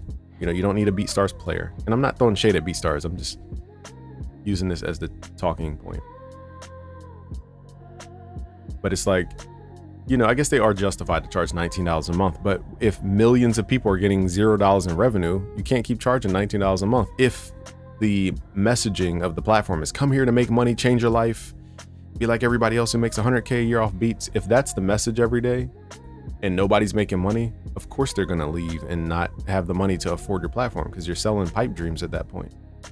That's why you got to be really careful. If your product is about making money, you got to be extremely careful. Like extremely careful. Eddie EQ says they want to bring in more users at cheap. That's not why. It has nothing about cheaper users because I could scale up a company with ads. So if I wanted to bring in new people, I would just run ads. I wouldn't lower my prices. That's not why. They lowered the price because people weren't making money and they didn't want them to leave. So they lowered the price. It's kind of like a relationship. You're going to increase your standards. If the person, if they respect you, you'll increase your standards. But if they don't, you're going to keep lowering and lowering your standards so they don't leave. Same thing. Shun Bun says, dude should be leveraging AI for real. It's free. Yeah, let's talk about Gemini 3 in a second here. I just want to make sure I'm pulling from you guys' thoughts too. Phil says, the ridiculous thing about the ethical. Yeah, I agree. Wingman says, curious to know what's your thoughts on PayHip. What the heck is PayHip? I've heard of it, but I don't know what it is. What is PayHip? I think somebody made a beat. Oh, okay. So you could sell stuff. I mean, let me load up this website because I had it in my thing. Okay. So here's what it looks like. So here's PayHip. Apparently I loaded this website up in the past. So this person sells, I guess, courses or something. 5 ways to harmonize the major scale. What happens when you click on it? So it kind of looks like Shopify, but it's very basic. I don't know if it's just how this person has their stuff laid out, but to me, this is almost too simple to be considered serious. And no shade to Adrian Valia, because I was about to buy something apparently, because I don't know why this is loaded up here. But yeah, I just think this is like a very basic way to go about e-commerce. You could do this with a lot of websites. You could do this with Flowdesk, which is like an email service provider. At least in that case, you get to send emails to people. PayHip, you gotta not only use their platform, but you gotta find another platform to do emails. So you might as well just go with Flowdesk at that point. There's another one called SendOwl. They let you manage licenses for people who make software. What up, Nanafasu? Or Nanafasu? So yeah, there's a lot of websites like this. There's another one people use, and I forgot the name of it. It's like a lot of Gumroad. So anything that's like a widget that lets you sell stuff, I just put it in a bucket of like, okay, but like you can't really grow a brand using these. I'm not saying it's not possible, because I think I did see a guy. Let me see if I can find it. Now he probably took it down, but it was a Gumroad site for buying a Photoshop brush for Nano Banana. For those who know what that is, I think it's still up. This might be it. Okay, something like this. It wasn't this exact site. Oh yeah, it is this exact site actually, but it wasn't this guy. But the other guy had a site like this. Let me see if I can find it. I think he took it down though, because he has his own site now. But the dude, I guess put it this way, these sites suck. Okay, visually speaking, experientially they suck. Okay, but what makes these work to some people is that the product is stellar. Okay, so the one dude who sold the Photoshop plugin that I bought, it was a $9 product. Usually I've only bought super low price things on this stuff, never anything over $50 that I can recall. So it's always below $10 on these type of websites like Gumroad or PayHip or whatever. Sub $10 products. But the dude sold, I think he sold 10,000. Yeah, he sold 10,000 copies of his plugin, which he basically made 100K off of a plugin for Photoshop. But it wasn't because of the plugin. It was because of Nano Banana was so popular, and it didn't have at that specific time, it didn't have an integration with Photoshop. So he created the integration between Photoshop and Nano Banana. He got 100K off of that. Not because his plugin was great, because everybody wanted Nano Banana, which is a massively marketed product. So it's like, if you don't have a massively marketed product with a huge audience. Going on PayHip, Gumroad, and all this, it looks cool because you can sell stuff, but this is really amateur for e-commerce. Like you probably want to stay away from this stuff actually, because you don't have the tools to do all the stuff that you need to do in terms of selling people. It's very like, I just wouldn't do it. So that's my synopsis for you. Not saying it can't be done. I just feel like you could do a lot better with Shopify. And gem pages, for example. Yo, Busy, what way or application can you suggest to use to learn to play piano? There's an app called Chord Watch. That's what you can learn that way. It's called Chord Watch. It doesn't, I don't know if it teaches you music, but wait, let me just read your question again. Learn how to play keyboard. I mean, Chord Watch will show you what you're doing on the keyboard, like in terms of what chord you're making. And it definitely does help you visualize some more complex things like voicing and all this type of stuff. Shun Bun says, what do you think about rappers spitting over AI beats entirely? I'm not, just, what is the music game? The music game is getting our attention. I don't know who made the beat. Sometimes they stole the beat. So it's like nobody's getting credit regardless. You know, it's like, I don't think, you know, I really don't care what people use to make music personally. But in terms of like the greater game, let's say every artist started making their own AI beats. Good luck, because now I have AI artists. So now it's me versus the artist. I'm competing just like the artist would. The only difference is that physical artist can now go on tour. He or she doesn't need to just only do digital stuff. Whereas a producer, they're not confident enough to be on stage. They're not confident to use their own voice. So all they can do is create AI artists if they were going the AI route, I mean. So you're actually at a disadvantage in terms of live events. But if you guys really understand the game of live events, it's like, who is making money on live events? It's extremely hard to make money on live events, especially with travel costs, hotel costs. Like making a profit on a live event is, especially at a small venue, is half impossible. So when people tell me, oh, well, human AI can't do live events, what live event do you know that's profitable, sir? You know, like unless you're getting funding from the city to do an event, what live events are people doing that's super profitable? I would just love to know. And you're not going to be thrown into a tour schedule where you're just going to city. You don't have enough fans yet. And you don't have enough, you know, leverage in the industry. You can't just show up to a venue and perform. Like you have to have plugs and people who can put you in positions, because it's all a network at the end of the day. I learned from Jay Cactus about PayHip. It's a good way to sell beats. Do you have the receipts for that? I mean, I can show you Shopify receipts where it's in the hundreds of thousands. I've never seen anybody show me a PayHip with hundreds of thousands in the PayHip ever. That's just me being a little skeptical. Shout out to Jay Cactus. Eddie EQ, they are digital. I'm not sure what the context was. BMI said it's fine. Using artists is dated. I mean, why do we think about it this way? Why do we even use an artist? Like really think about that. It's not because the human connection. It's not because we want friends. It's because Timbaland wanted Aaliyah to sing something in that tone. And that's what he heard in his head. And he wanted to build a product that he could sell worldwide called Aaliyah. That's why he went for Aaliyah. Not because of how much of friends they were and all the bullcrap. Okay, it's not all that. That's not why. So producers, what I'm trying to say is the artist is a conduit of the message. Sometimes they come up with their own message. Sometimes the producer gives them the message. It depends. Sometimes a corporation gives them a message. It really depends. So that was the entire purpose of the artist. And like I said before, if we're staying stagnant with these artists, making the same stuff over and over and over again, forgetting the whole purpose of the artist, and then they get replaced by AI to actually fulfill the purpose, that was bound to happen.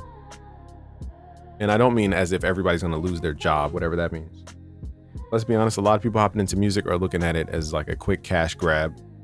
They're only doing it because they see people, people make it look easy. And that's why people want to hop into music. It's not because they love it. It's not because they've been doing it for years. It's not because of anything like morally pure. It's simply because they're just trying to build a business that makes recurring revenue. That's it. Redface says, hi, Busy. I tried Suno. AI artists are the future. Imagine a VR concert with these artists. See that? Now you're talking. If we can go to Fortnite and watch a VR Travis Scott perform, then why is VR off the table or why is augmented reality off the table? Why is a digital avatar off the table? If kids are in the millions going to watch Travis Scott, let me pull it up real quick. Travis Scott, and I've done a virtual concert in the actual Web3 universe called Crypto Voxels. We actually did a live concert with a real artist in the Web3 realm. Let me see if I can find that. But yeah, Travis Scott did a Fortnite concert. I forget what year it was. I'm pretty sure there was somebody else who did a concert too. But the record labels was like, how do we market to the kids? Well, the kids are all paying attention to Fortnite, so we need to figure out a way to insert Travis Scott into Fortnite. Common sense. We follow the motion. Where is the motion? The motion was on Fortnite. What is this? I'm an adult. I'm trying to look for pictures, but I can't find it. Give me a second, y'all. I'm gonna load up a picture of Travis. Here it is. So here's Travis Scott. Is there a way to make these like full screen? I guess. Let me switch sides. But I don't know how to make these bigger. Anyway, but that's Travis Scott in the actual Fortnite. Okay, and people could run around and they could watch him perform. It was almost better than a concert because people don't have to stay seated in one position, one specific spot. They can move around. They could, interact. They could do their little moves, their emojis or whatever they're called, which you normally wouldn't do at a concert because you're probably too shy. But in the game, they could do all these like things, and it helps them bond with their friends because they're both watching Travis Scott. They're both in the game. They're both having fun. They could have side conversations without disturbing people. It was value there, and I don't know why people demonize everything that's not human to human. It's like our whole world is based off of our phone. If you turn off electricity right now, the majority of people in here will have a whole fit. God forbid your electricity go out. Because everybody, like your phone wouldn't work, your computer wouldn't work. It's like, what is your business if the computer doesn't work? You understand what I'm saying here? And I think people tend to glamorize human to human as if it's so much better. It's never going to get like the 1990s when we didn't have technology and we had to go to all these places because that was the only way to get stuff. It's different now because the attention is so scattered to everything. And that's just the nature of the universe, is to fractalize. It's never to centralize, because the whole point of centralization is the creator. The whole point of the universe is expansion, which is fractalization, meaning infinitely getting to random points, not to one point, because that one point is a bottleneck if it doesn't keep expanding. And so we're never going to get back to that whole now the pandemic was one of the greatest eras of people bonding, because for the first time we all dropped our egos for a second. But did outside change? People are like, yo, when we get out this pandemic, outside's going to go crazy. It's like, did it go crazy, or is it the same as before the pandemic?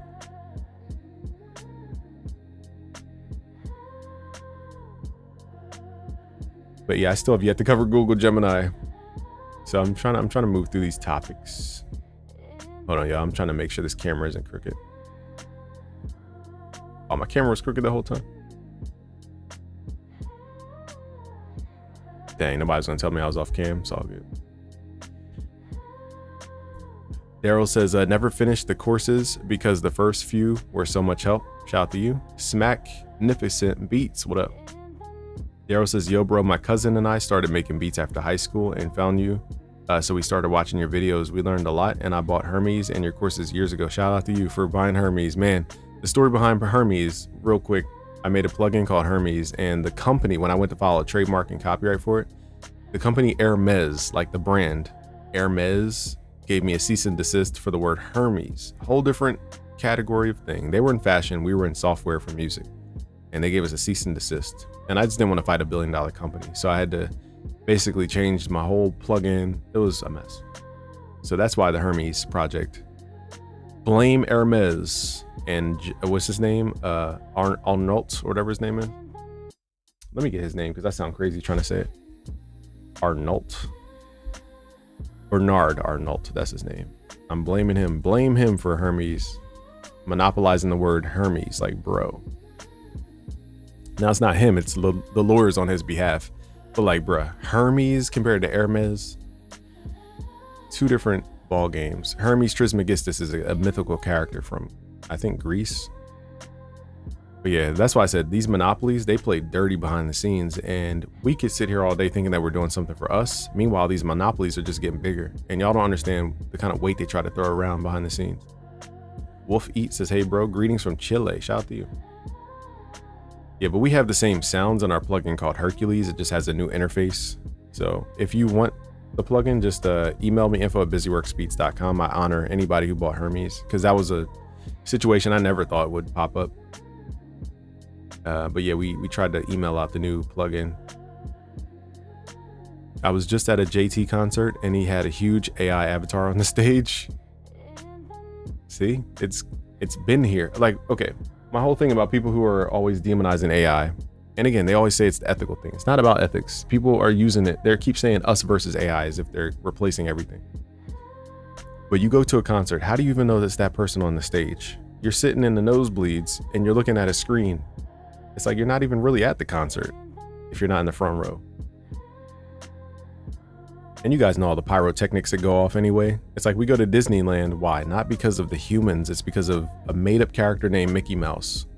So it's like we're demonizing digital entities that already existed. And my whole thing about people who are like, AI is evil. I go, okay, just because it's smarter than you, it's evil? Well, do you believe in angels? And they go, yeah, I believe in angels. And then I go, how are you accepting angels that are smarter than you, stronger than you, closer to God than you, and you're demonizing AI because it's smarter? But you believe in angels. You believe in angels. You believe in demons that are more powerful than you, but you are afraid of AI because it's what? More powerful than you? Like, it doesn't see how at the core level, it says nobody makes a solid argument. And that's how you know this is a fabricated argument to keep you guys dumb, because if they can keep you dumb, they can control the market. And once they control the market, then it doesn't matter if you're dumb or smart because they control it. Have you tried Sora 2 to make music videos? We have in a different live stream.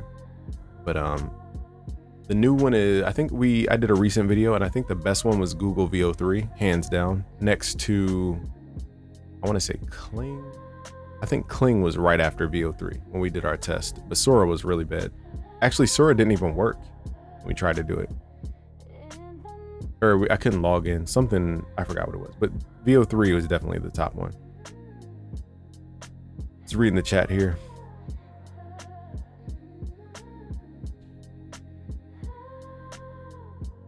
So Sean Bun says, and then like this, what if an artist who is established already just uses their own AI of themselves and just prints out albums for days? It would just be the next step.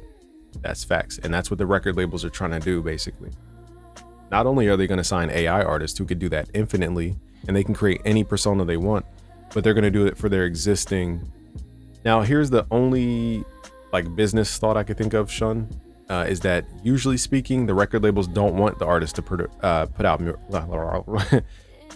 me turn this music off.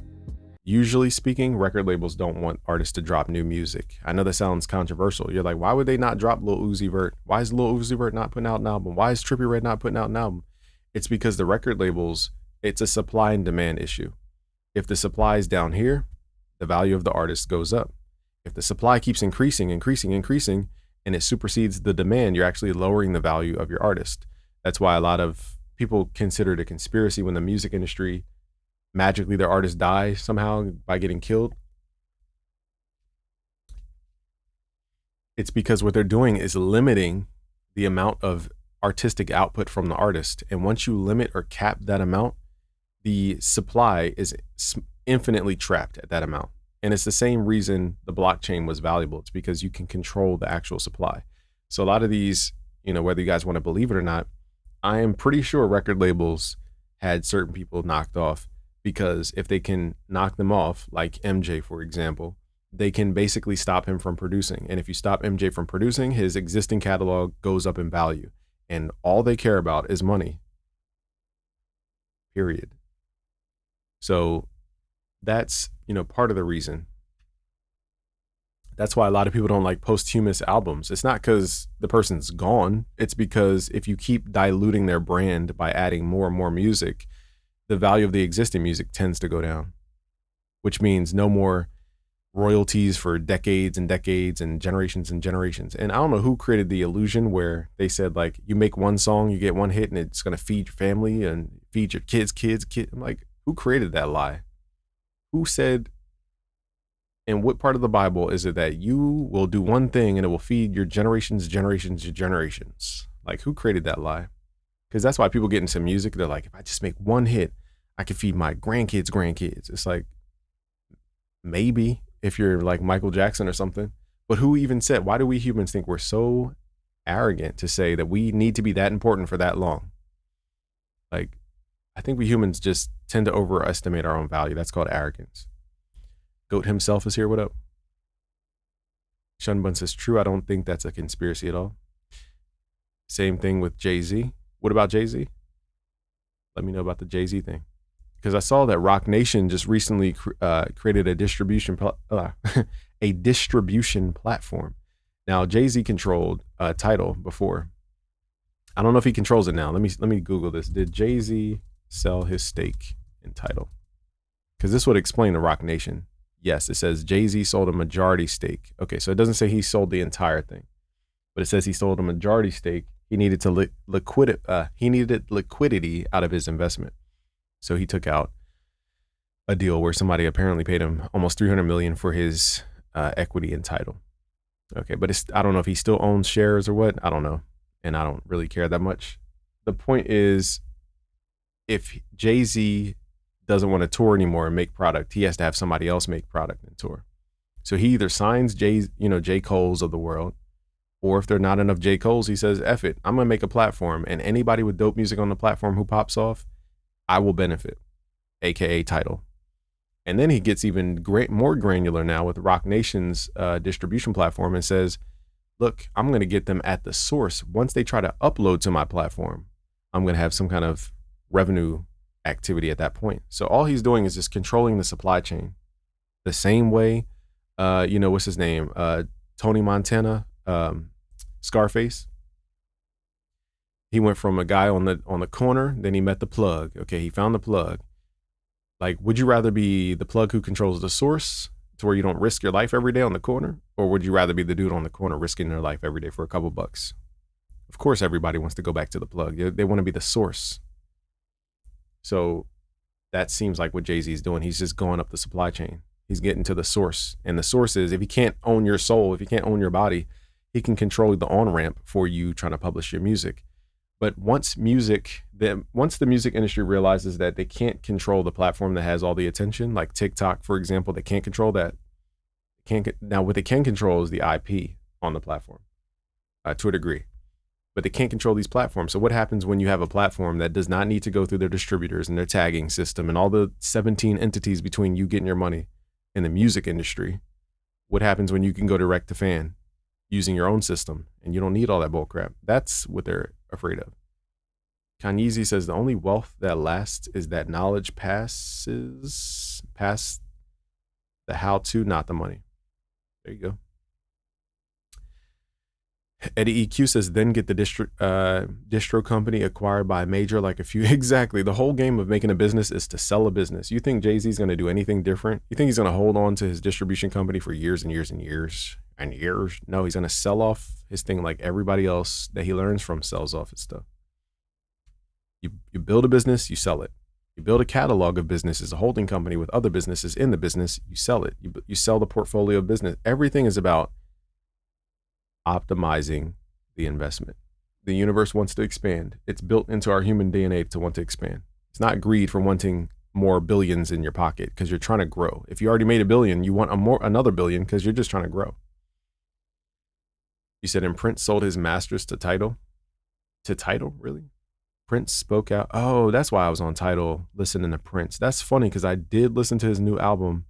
I forgot the name of the album, but it was really good. Man, I missed that time when Tidal first came out. So much good music on Tidal. And then the music industry just changed. It was just very different.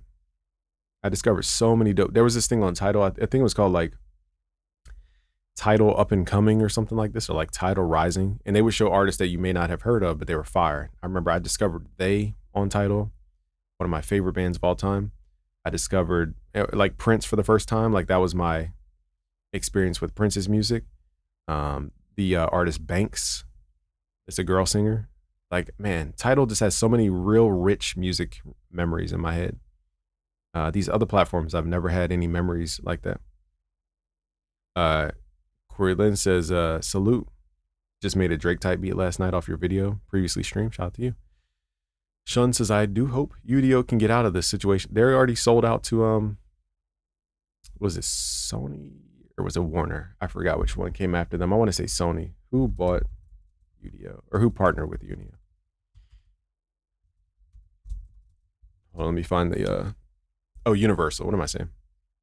So Universal came after UDO, and now Universal is going to control UDO. Because again, if you guys ever played the game Civilization, who here has played the game Civilization? If you've ever played the game Civilization, you know there are other civilizations, which are your competitors for resources. And you know there's these other things called like city-states, I think they call them. You can't control city-states. All you can do with city-states is negotiate with them and trade with them and hope to gain their favor so that they do things on your behalf. It's the same exact thing here, is that, you know, when you can't control them, you got to negotiate or attack them to pull down their entity so that you can own it under your umbrella of influence. It's all about acquisition. The record labels, Sony, Universal, Warner, they're not in the business of building up the best artists. They're in the business of buying the best artist. Because again, earlier, if you guys watched this money example I made, their goal is to take the 50 billion and make 100 billion. How do they do that? They invest, they have to flip the money or else they lose it. So if they don't put money back into the market that they control, they're going to lose it because they're not creating anything. They're just signing artists who already create the stuff. And what are they doing? They're buying cash flow. That's all they're doing is buying the cash per month. Record labels aren't record labels, they're banks. And that's the realization a lot of people have not had yet.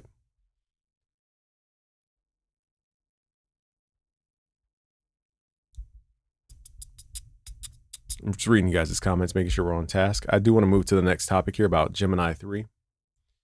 But let me read your comments. And then like this, what if an artist, okay, yeah, we got to that one. Kabi Tunes says, I'm imagining a virtual live event by AI artists where the 3D model performs its songs and you can experience it in a MetaQuest or Vision Pro. Only thing about those is nobody really bought into those. And that's sad because Meta was really on that. I remember going to the mall, King of Prussia Mall in PA, and they were demonstrating the Oculus. I think it was called Oculus, right? Or the MetaQuest, whatever Facebook had. I forgot the name of it. They were demonstrating that years ago. I want to say back in 2016, 2017, they were doing like demos at the mall. They had random people walking up to try out this VR, virtual reality glasses way back when. So that, you know, Meta has been on this years and years ago. You said, have I ever used Airbit? No. And do I know about it? Look, guys, the answer to selling beats online is not which platform. It's not, hey, should I put it on TrackTrain or Airbit or BeatStars? My point is, if you put it on a platform, period, you're working backwards because ultimately what you're doing is just fighting against other people for attention. Why do that when you can build your own website and you don't have to fight people for attention? Unless you want to leverage that platform. And it's not for attention because you could, but just understand that you're putting your stuff in a competitive environment. And the definition of a monopoly is that it has no competition. And in business, the goal is to have no competition in what you do. If you introduce competition, you're basically just working backwards. All right, so I think I went through all the questions. Let's move to the next topic. You said I've witnessed very similar things in the industry. What up, Soulful? Oh, that's Soulful? You changed your name? Or is that the Soulful or is that a different Soulful? Is that the Lunch 77 Soulful or is this a different Soulful? VR will work when they can produce them cheaper, like normal glasses. I don't know when it will work. My vision of the future is everything will be grayed out and then we're going to have glasses that we put on and it will create like stuff popping out the walls. Almost like when you put on like 3D glasses and the movie just jumps out at you. I think we're going to have that for what they call augmented reality. I think that makes more sense than virtual reality because virtual reality, you have to sit in one place and everything is just kind of like its own thing. But augmented reality is real life. It's just stuff added to it. Like imagine you go to a restaurant and the special discount code, you have to put on your glasses. So you put on your glasses, and on the wall, it has the special discount code. Stuff, I could see like cool marketing stuff like that. Or you could have a virtual concert where you go to a restaurant or a bar, you hear the music, but in order to see the performance, you have to put on the glasses. Just like a 3D movie. Like you could see the movie technically, but it might not look the same as if you put the glasses on. And I mean, that I can definitely see. Now, when it gets into people putting contacts in their eyes and like implants and all that, I think that's kind of way in the future. I just can't see that many people agreeing to implants personally. I don't even wear contacts, so I wouldn't know how to even begin the process. Let's talk about Google Gemini. Let's load up some music here real quick. So Google Gemini is the new drop for those who are in the tech world. And Google has been one of those companies that's been super stealthy. Like in the very beginning of this AI thing, when I've been keeping you guys up on AI, Google was seemingly in last place. Like it almost looked like they were losing the AI race. But funny enough, Google knows how to maneuver to where they don't look like the top dog, because if they're the top dog at everything, then they appear as a monopoly. And then they're going to have a ton of regulation put upon them. So they try to avoid the monopoly accusations.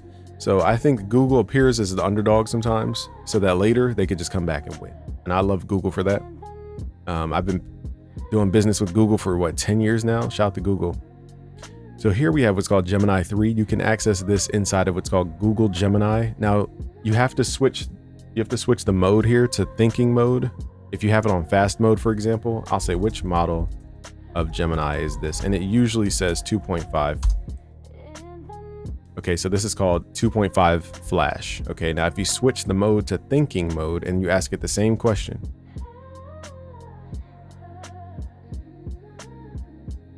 okay, just wait for a little bit because that's the thing. So I find myself using Gemini way more. I'll show you guys a couple things I did with Gemini that were even better than my Photoshop plugin that I have for Nano Banana. And I actually went to Gemini to do something very specific. I'll show you guys in a little bit, but it's taking a little bit. I just need an answer. This thing is like doing deep research on my question. Which model of Gemini is this? Who am I? What am I? Why do I exist? Oh, the Soulful. Shout out to Soulful. Shout out to Soulful, dog. Soulful Worldwide. That's how I know you. Soulful Worldwide. Yeah, Lunch 77 hit me up today. I appreciate that. Why is this taking so long? All right, so as mentioned, now it's saying it's 2.5. Hold on. Hold the horses. Now I know you can access this inside of, maybe I have to start a new chat. But I know you can for sure go to AI, what is it called? AIstudio.google. I know for sure it's available right here because it says it right here. Google 3 Pro. So I know for sure Gemini 3, is out. That's for sure. So if this one acts up, we'll just use that one. All right, so now it's not telling me which which thing it is. Oh my gosh, which version of Gemini is this? Asking it basic questions here. You said, wait, am I still live? I had calls. Yes. What up, Green Fingers? Right now we're moving to the Google Gemini. We're going to see what it can do. I just had it on Gemini 3 and now it's confused about what it is. So if this doesn't work again, we're going to go to what's called AI Studio, where I for sure know it works. But this is the talk of the town. Okay, it says, what is this answer? That's not what I asked. All right, it's just being vague. So let's just go to Google AI Studio. So basically you can ask it to do stuff on your behalf. Now, I don't know if it will have the same visual thing that Google Gemini does over here. So let me see something, y'all. Because they're still rolling it out, so they're not making it very clear. So let me get this thing remotely working here. But let me just show you some results. I don't know why I'm sitting here trying to explain. Give me a sec, y'all. I got a little bit previous chat. Okay. So here's what I did earlier before the live stream. I'm glad I did it before the live stream because as we see. Okay, so I asked Google, I said, which model of Gemini is this? And again, it's on thinking mode. It's very specific. You have to put it on thinking mode. The fast mode does not pull up Gemini 3 from what I understand. So it says, I'm Gemini, and it says Gemini 3. To be specific about the version, Gemini 3. Okay, so it says it's Gemini 3. Great. So then I asked it questions. And then it says, in short, I am Gemini, underlying technology is transitioning to the new Gemini 3. Okay, cool. So I said, build a music, I said, build a website for music producers buying sounds. And I said, include what's called Wave Surfer, which is you guys know it as like the, the visual little sound player that you see on people's websites. It's called Wave Surfer. And I guess they call it a protocol. I don't know the name for it. It's a system people use for creating those like demo songs. So basically, this isn't the website. Hold up. How do I show the other examples? Hold on. Yeah, I'm still learning this whole Google thing. Now, I just had it. Why'd I X'd out like a dummy? Oh, here we go. Open. Okay. So this was the first thing. So again, the prompt was, let me go back. Create a website for selling sounds. Okay, so this is called the Sonic Market. So literally one sentence builds an entire website. Okay, so this is what you guys can do, and you can import this into your website builder. So you don't have to know HTML. You could just literally copy the code here and have your website builder. I think GemPages has the ability for you guys to import code into it. I'm sure there's other tools. So you can drag and drop this straight into your website builder just like that. It says Sonic Market, find your signature sound. You click on stuff. It has a play button. It has even this little player at the bottom. Okay, let me see if I can make this bigger. Okay, it even has a player at the bottom. It has a heart button for it. It has whatever this is, this little stack icon. So it has functional things. And basically in one prompt, this isn't even like a revision prompt. It's a one prompt. It built out an entire website. And it even has categories for different things. Now this one doesn't seem to work. So let me see here. All right, now let's go to the next product. I think I asked it to do something different. So this looks like the more full product. That was one of the examples. The next thing was I asked it to create what's called an Xbox. You said do a song battle. I don't think that's a thing, is it? Battle of the Bands. So this one I asked it to create what's called an SVG. This is a vectorized Xbox controller. So this is not your typical like image. This is like a crafted image using code, basically the difference. And so I think you can even import this into Figma if I'm not mistaken. So basically plugins use what's called SVG from what I understand on the plugin interface most of the time if it's not an image file. So all the graphics you guys see is mostly, from what I understand, SVG. Okay, so it basically can do really advanced stuff. So if you keep going through these examples, I asked it to create a video game for music production, and it created this thing called the Beat Architect. So if you hit here, you can actually, there's a real sequencer in here that has real drum sounds.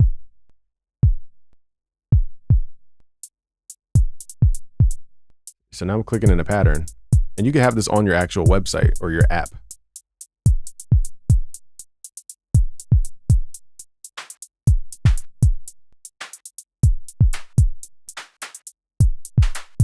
Only hard part is like knowing where to actually put the stuff. There we go.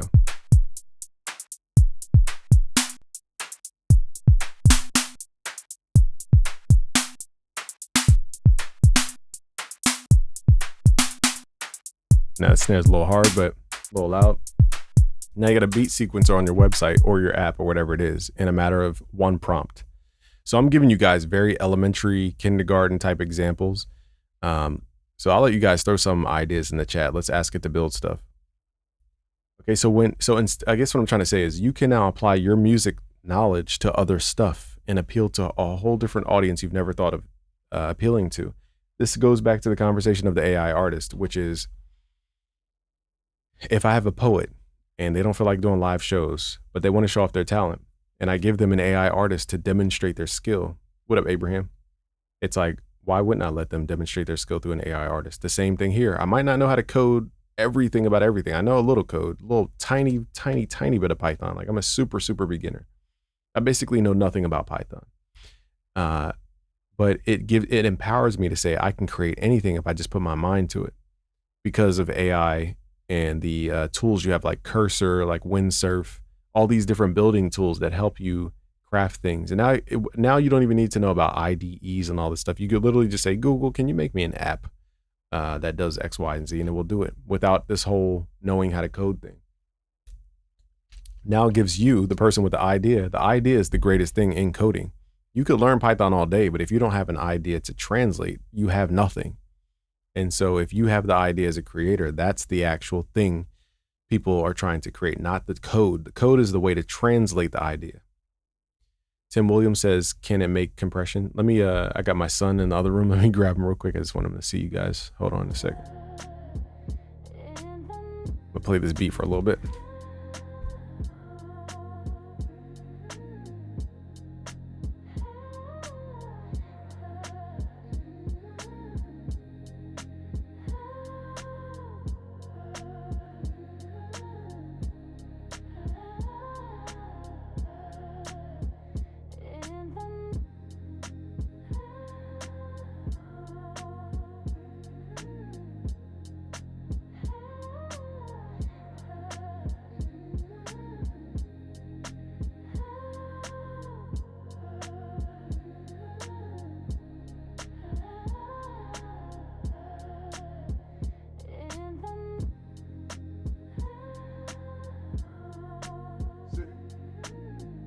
To the chat. He's back. The stinky one made a return. You want to say hi? He got a new haircut, kinda. There you go. He's ready for action. Say hi. Say something. As he rips my mic apart. All right, he's giving you guys a pulse. He exists. Are you AI?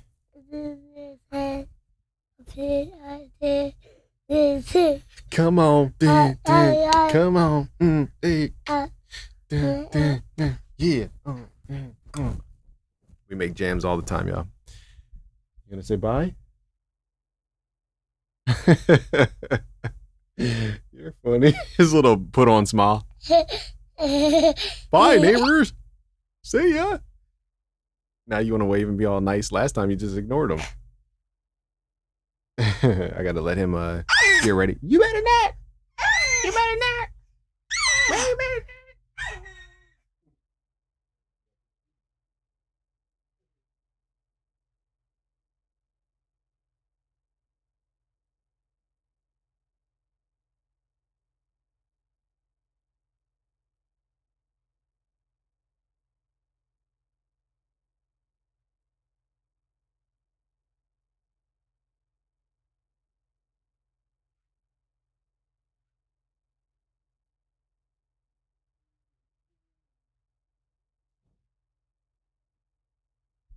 All right, I'm gonna let him play in here until he does too much damage and I gotta take him out.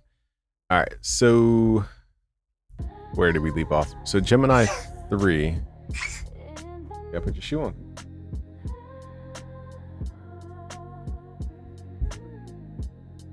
Sorry, y'all, give me a sec.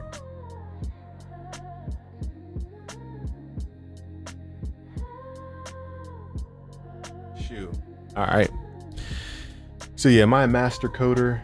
No, but I just want you guys to not demonize AI, because AI is giving you guys levers you've never had before. Like the stuff to code this stuff, even though it's as basic as you could think, you know, to even remotely get a demo of this before, you would have to pay people tens of thousands of dollars just to get this idea started. So, you know, we're at a place in time where you need to use the levers. I don't want people to demonize it to death. So because I'm not a coder, let's just move to the next conversation here, which is this website called Access Analog. So this website I'm finding more and more appealing. The only thing is, the best value in my opinion is what's called the Access Analog Unlimited. And the only issue with this pack is that most people can't afford $140 a month. Now, I think this value is extremely valuable. I did find some bottlenecks with their service because, hold on, y'all, with their service because, hold on, I gotta let him open this door. Give me a second.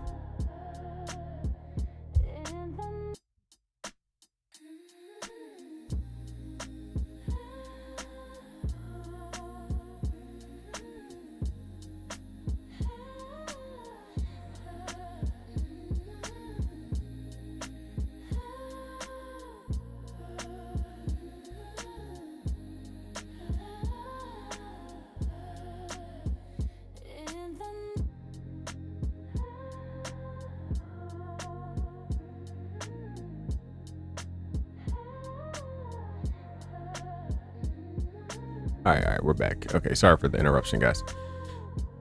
Okay, so this website, Access Analog, again, the best value is $140 a month. Now, let me show you guys the quality of sound you can get out of it. So again, it took the song that sounded like this. Now, this is at 0 dB right here. You said, am I using StreamYard? I'm using OBS. I used to use StreamYard. It got too expensive. I couldn't justify the price. And Bede says, man's got the Barack Obama politician smile. That's funny. He's like, no, this is when you lift the sides of your lips, not your entire mouth. He is good. I just, ever since the Weaver Beats thing where he put my kid on his channel and had people saying the most evil things I've ever read on the internet, I was like, no, I'm never just willingly showing my child on the internet. These people are literally insane. I forgave Weaver for it, but that showed me how dark humans can get very fast. So anyway, here's the before.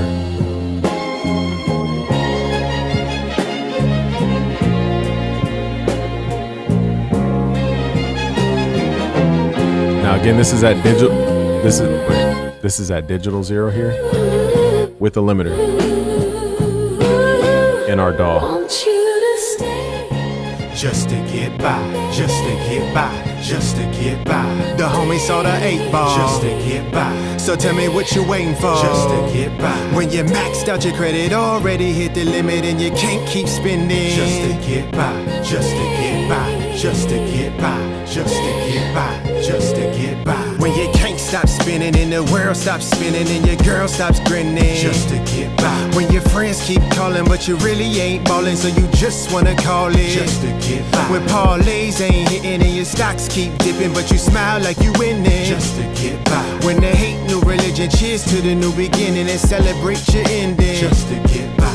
Just to get by. Just to get by. Just to get. That was the before using Access Analog. Now here's the after. You at the same volume.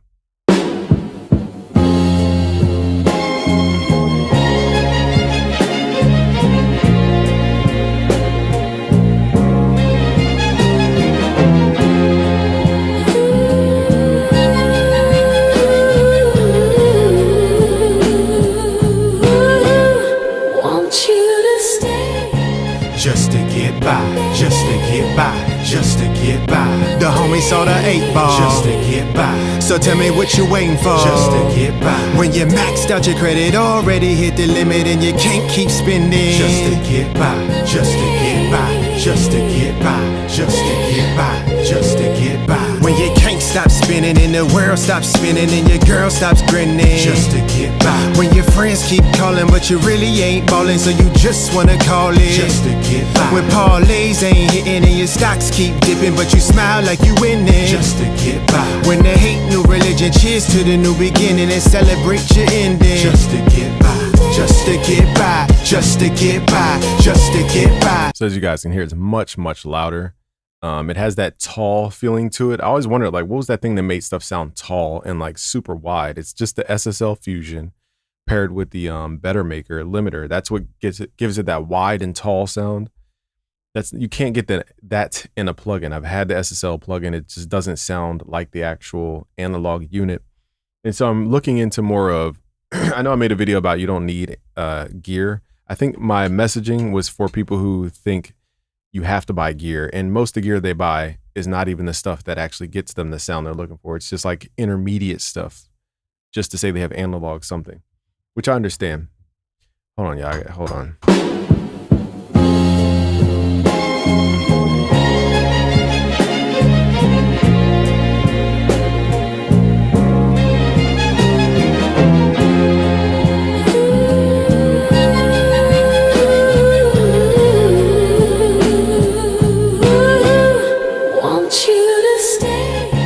Just to get by, just to get by. All right, so I guess what I'm trying to say to you guys is there is a benefit for analog. It gives you a ton more headroom, so you could push sound into a way harder, way more aggressive. That Better Maker is kind of like the secret weapon.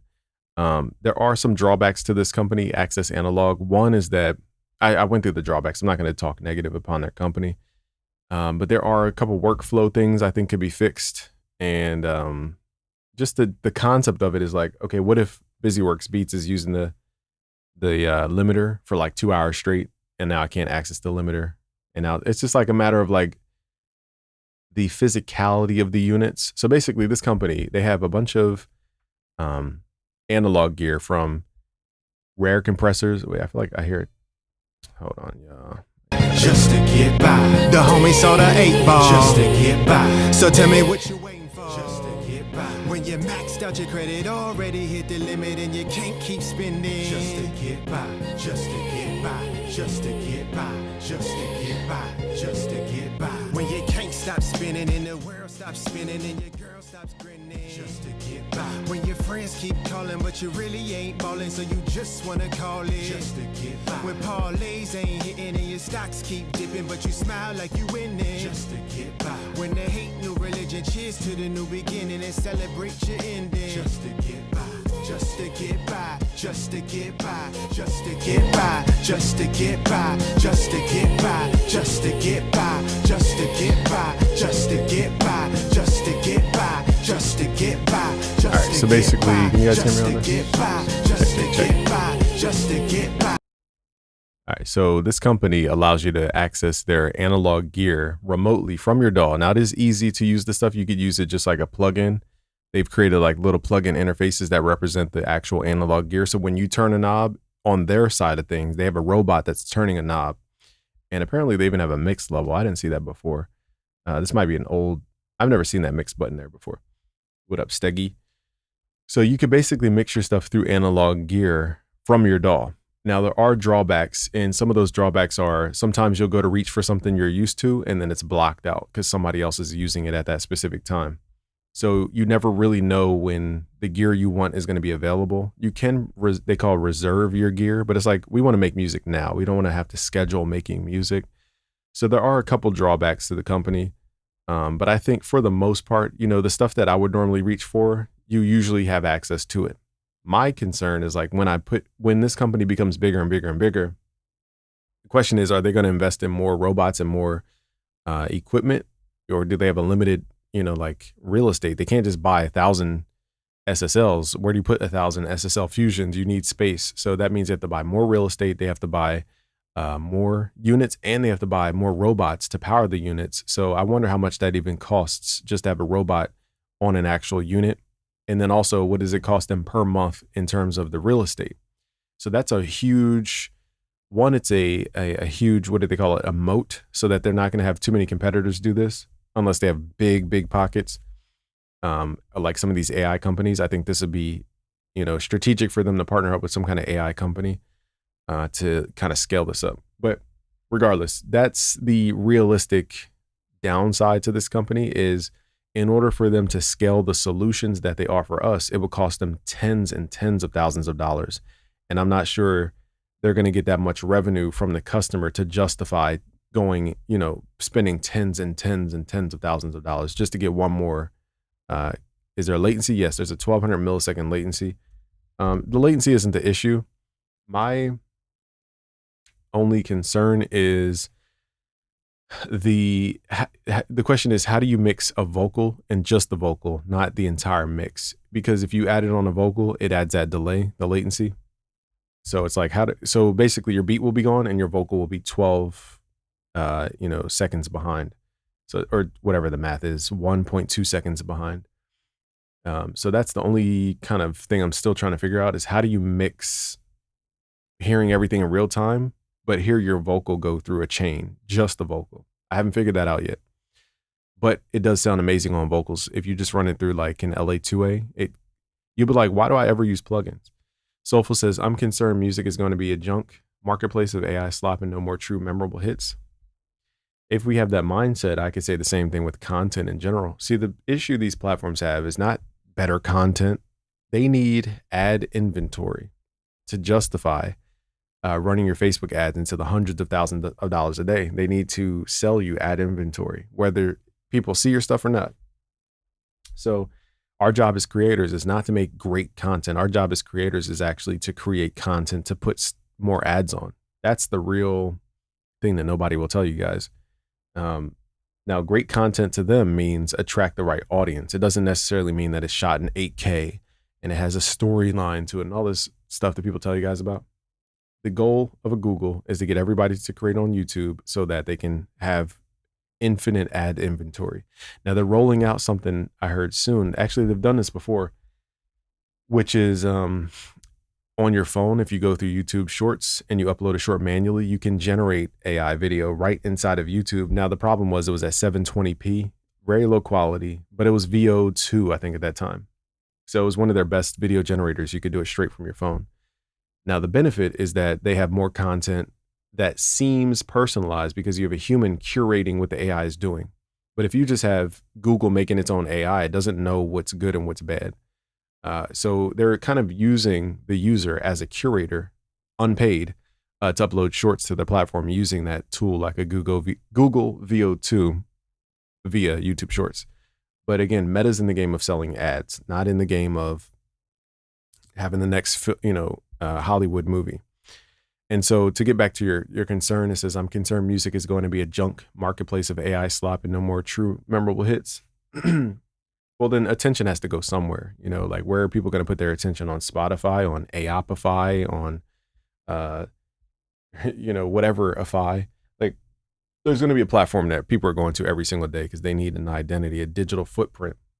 That's why we go to Facebook, because we have our face on there. We have our family on there. We have Instagram. We go there because of the DMs, not because of the content. It's because you can message anybody at any time. That's the real reason why people are on Instagram, in my opinion.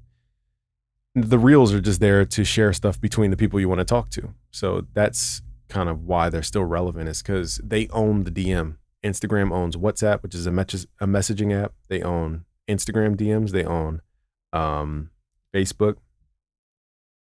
Whereas Google does not own a social media platform where people message. Even on YouTube, they took away the message feature.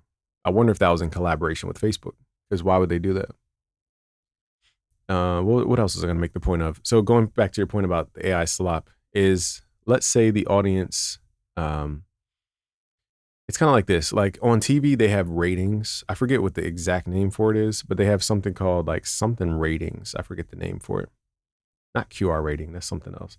But they have ratings, essentially. So if your show, let's just say it's a scale of 10, if your show is on a 2, you might be canceled because you're not getting enough viewership to your actual show and they can't run enough ads. So they'll cancel you from the network. But if your show has like a 6, you're not doing crazy good, but like you're doing good enough to where the money makes sense. So if I pour into developing your show, $10,000 per episode, but we're making back $50,000 an episode from ads, then, the money's still working.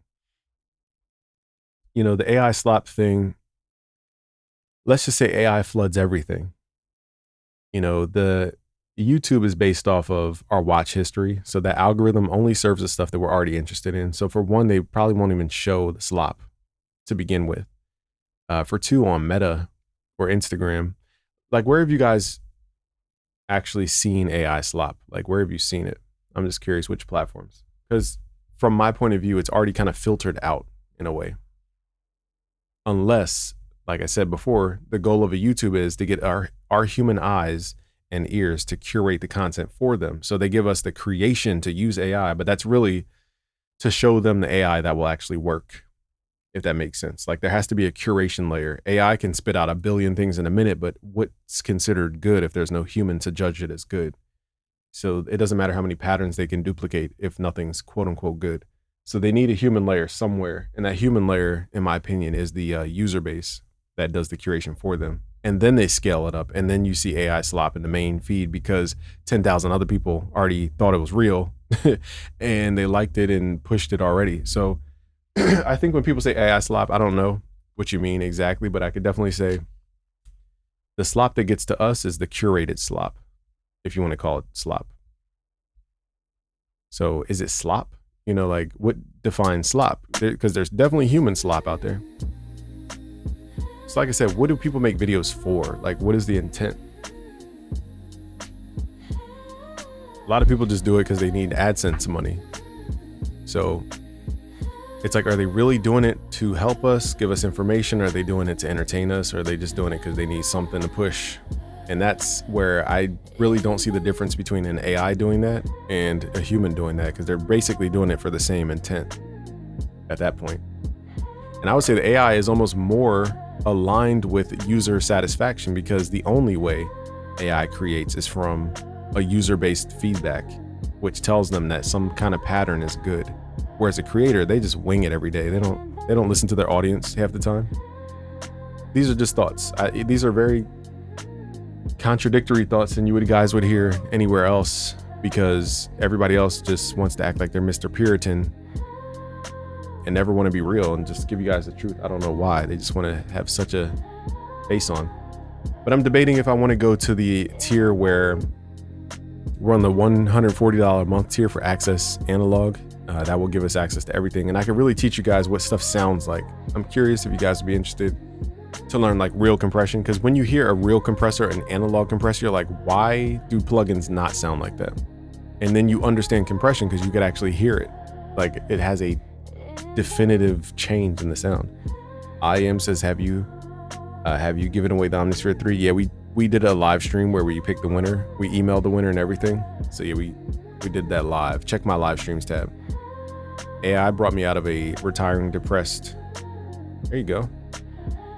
That's another thing. Kids don't think about retirement. Like you can't work till you're 70. I mean, maybe you can if you're really excited about it, but the majority of people are not going to be working into their like 90s. They're just not. And nobody thinks about, what am I going to do if I'm literally not working every day?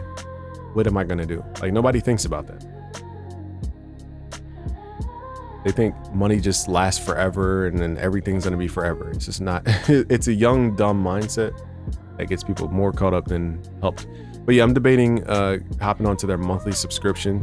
I guess I could show you guys a little bit about how to mix if you guys are interested. Let me just create a little poll. Do you want me to mix something here? If you guys say, yeah, I'll do a little, I'll buy like $15 of credits and just mix something real quick just to show you guys the power of this stuff. But it is interesting. I've done it in my videos. Excuse me, on my recent Dr. Dre video. I really show the process and all the frustrations of it as well. So I think it can be better in terms of like the idea, because again, my concern is that there will eventually be a bottleneck to where the more users they have, the worse the platform will become, because you won't be able to use anything. So it's either they raise the price $1 billion or like, you know, how do you scale this idea is I guess my point. Finally doing better music. There you go. Talk about starting an AI label. There you go. I'm going to do something soon about the AI label thing. Because what is a label? It's really just, you don't need like some special paperwork for a label. You just create an artist, put out stuff. You're now a label. We must have lost our audience. I guess my son coming in here, I lost a lot of folks just trying to handle him. All right, so we only got a couple votes. So here's what I'll do. Let me debate. How much time have we been live? 2 hours. Okay. So I have a little bit of time. I think it's worth it. So what I'm going to do is go on the website. I've done this twice already. So I'm going to go on the website. Now, the one thing I don't like about the website, the service, is when I load up this service through my DAW, it charges you like as soon as you load up. You'll see. I don't want to bash them too much. All right. So firstly, let's load up a Logic session here. Let's do, where's that Kanye session? That, I think, oh, here it is, Kanye.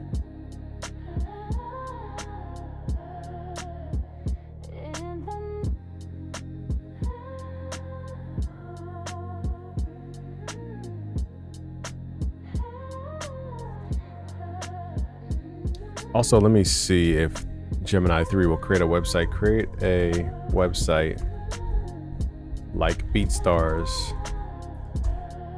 So the only thing about AI Studio is I don't think it gives us like the viewing of the website. I think it will build a website, but it won't let us like view it like Gemini did. All right, so I hear a little latency on this one, so that means we have a ton of plugins going. All right, so here's the beat. Here's the before. Now you do have to mix before you're gonna mix on the Access Analog stuff. I normally already have the beat mixed to some degree, like the vocals and everything. All right, let's play this. You can't keep spending just to get get by, just to get by, just to get by, just to get by, just to get by. When you can't stop spinning and the world stops spinning and your girl stops grinning, just to get by. When your friends keep calling but you really ain't ballin', so you just wanna call it, just to get by. When parlays ain't hitting and your stocks keep dipping but you smile like you winning. The beat almost has more dynamic without the mixing on it, so I'm just gonna turn the mixing off the beat. And we're going to mix from this point. So the vocals have been mixed to a degree. Let's see what I did on the vocal. So here's the vocal chain. You recommend Spotify campaigns. Anything where you're buying stuff from the source is probably not the best way to go about it, because Spotify does not generate traffic. They absorb traffic. They bring in traffic from other places, which means if you're buying a campaign on their website, who is the traffic? Like, where's the traffic coming from? So that's my only concern about anything Spotify related in terms of marketing through Spotify. Most people use Meta ads or Google to market. And like I said earlier, if the math doesn't work, the math doesn't work. If you're paying, even if you get your ads down to 10 cents per click, but your song generates 0.003 cents per stream, you're working backwards. You're spending 10 cents to get 0.003 cents. That means you're losing money at 30x, if I did that math right, or 33x. So that's kind of like, do you want to burn your money? I mean, you can if you want to, but it doesn't sound very profitable to me in terms of that direct business model where you're driving traffic, trying to get profitable. So now I'm going to go on the website, buy some tokens. And before I do that, let me see if this BeatStars site loaded up. All right, so it looks like it doesn't I don't know how to use this. I'm not a tech guy to learn how to use this. What do we got to do? Run? It's to rerun. So I don't know how to like view this as a website. So because of that reason, I'm not going to demo this from the Google interface because I'm not that smart. Okay. So I'm going to go on Access Analog's website, buy some tokens real quick. So far I spent about $30 on the website buying tokens. And, for the most part, you spend about $15 per session. I think I did the math. Let me see if I can find that. So it's going to cost you about 17 credits for 30 minutes. So basically I ran through 17 credits in 25 minutes, which means it's going to cost us $15 per 25 minutes. And at that rate, you're looking at about $30 an hour to use this plugin, but it gives you really good results if you're just trying to get in, get out. So I think it's well worth it, but it's $30. You have to know how to mix. But the good thing is because you're using analog, you don't need to do a bunch of stuff to make it sound good. All right, so let's buy some credits here just to show you guys the workflow. Give me a second here. I got to figure out how to buy credits. All right, so here's the credit option. Again, the best value is actually in the highest subscription model. So I'll wait until you guys truly want to learn how to mix before I just hop into that one, because I could teach you guys so much about mixing using the real analog, and it will make so much more sense because you'll be like, oh, that's what compressors are supposed to sound like.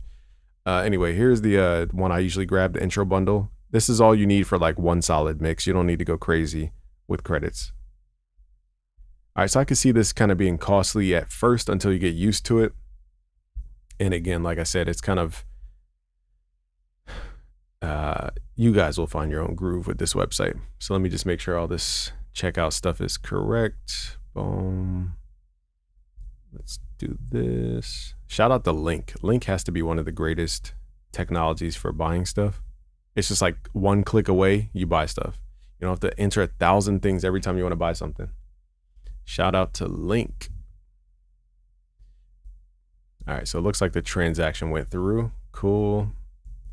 All right, so transaction went through. Good. We now have some credits for Access Analog. All right, so let's open up Logic. Okay, so this runs as a plugin. So all you got to do is just turn the plugin on. And it memorizes your password for you, so that's good. Basically, I keep mine on standard routing, 1200 milliseconds of latency, and I keep mine at lossless 48K 24-bit. Now, one thing I almost forgot to do was you need to bounce your song before you start this process. There needs to be like a clear step-by-step thing, because what they don't tell you is once you log in, you have to click on this thing called source. So luckily I already have the song bounced because I've made that mistake many a times. Okay, so when you log in though, if you create a chain of analog gear, anytime you log out or disconnect, your whole chain will be wiped away. So you could potentially lose access to gear that way too. That's one of my frustrations with this. So that's why I said, make sure you bounce the song first. So I do have this song bounced. I just got to figure out where the heck I put it. Where did I put that thing? I think I put it on music. It's in here somewhere. So here's the full song before the bounce. I mean, before the, oh no, here it is, for bounced. 8 ball. All right, so this is the song we need. So I found it in my Finder. Make sure you guys do that first. I cannot say that enough. Okay, so now we're going to connect. Yeah, this is interesting, chart, because now we're using real gear. But what happens when AI gets to the point where it can actually emulate the real actual gear because it's been trained on the actual material over, thousands of iterations? That's what I'm excited to see. I want to see a company that can truly emulate the activities of the circuitry from analog. It's possible. It's just nobody sat down to do it yet, because that's what NAND profiles are all about currently. But the only issue with NAND profiles and, for those who understand neural amp modeling, the only drawback, I guess, is because it's like a static. It can be dynamic, but it's not as dynamic as it needs to be. So basically, part of the reason we use analog is because the non-linearities, meaning if you push it a little bit harder, the harmonics are going to change, so it's not just like the static harmonic structure all the way through. Whereas most plugins are just static harmonic additions based on simple math. But what happens when we get the calculations to where we can actually do the math of what analog is doing? With electricity, we could do it to ones and zeros, because ultimately, if we can take analog and convert it to digital, why can't we study all those patterns to create the actual source, if that makes sense, which is the changes that analog makes if we get enough samples. So basically, there's just been no company that's done it yet, but there definitely will be in the next 10 years, hopefully, somebody, hopefully myself. Maybe I need to go out on a mission and truly, like kind of what UAD did, which is like study the circuitry and redo it in code, but do that with an analysis on the audio that got translated from analog to digital, and then take that pattern recognition and apply it to a process with variables. I think that's the tricky part, is mapping out the variables. But that sounded more complicated than what I wanted to say. All right, so anyway, when you guys hit connect, you guys can see, I think it sent us over to, let me do this again. So I hit connect, and it takes you to the equipment tab by default. So this is a little misleading because you could burn more credits if you don't have your source loaded up. That's why I don't like the workflow so far. I'd recommend you guys go to the source tab first, load up your actual file. So here's where you got to find your file on your computer, the printed out file. And I think it's in my Logic Pro folder. Okay, here. Now it's going to upload this file to their server. Wait, what is B1? Now I got to figure out which one is which. Hold on. I don't know what B1 stands for. Oh, that's their processing. Okay, duh. So here's the file. We're going to upload this to their server. Do this first. I cannot tell you guys enough how many mistakes I've made and wasted credits not doing this. Okay, so now it says start DAW. Oh, okay, so you can also record from your DAW, but I recommend you guys just use server files. It's just more straightforward. You said Busy Brains is AI funny. Yo, Drake dropped episode 3. I haven't been keeping up with the Iceman episodes, to be honest. I thought the first one was cool. You go to school to learn all this stuff, or self-taught?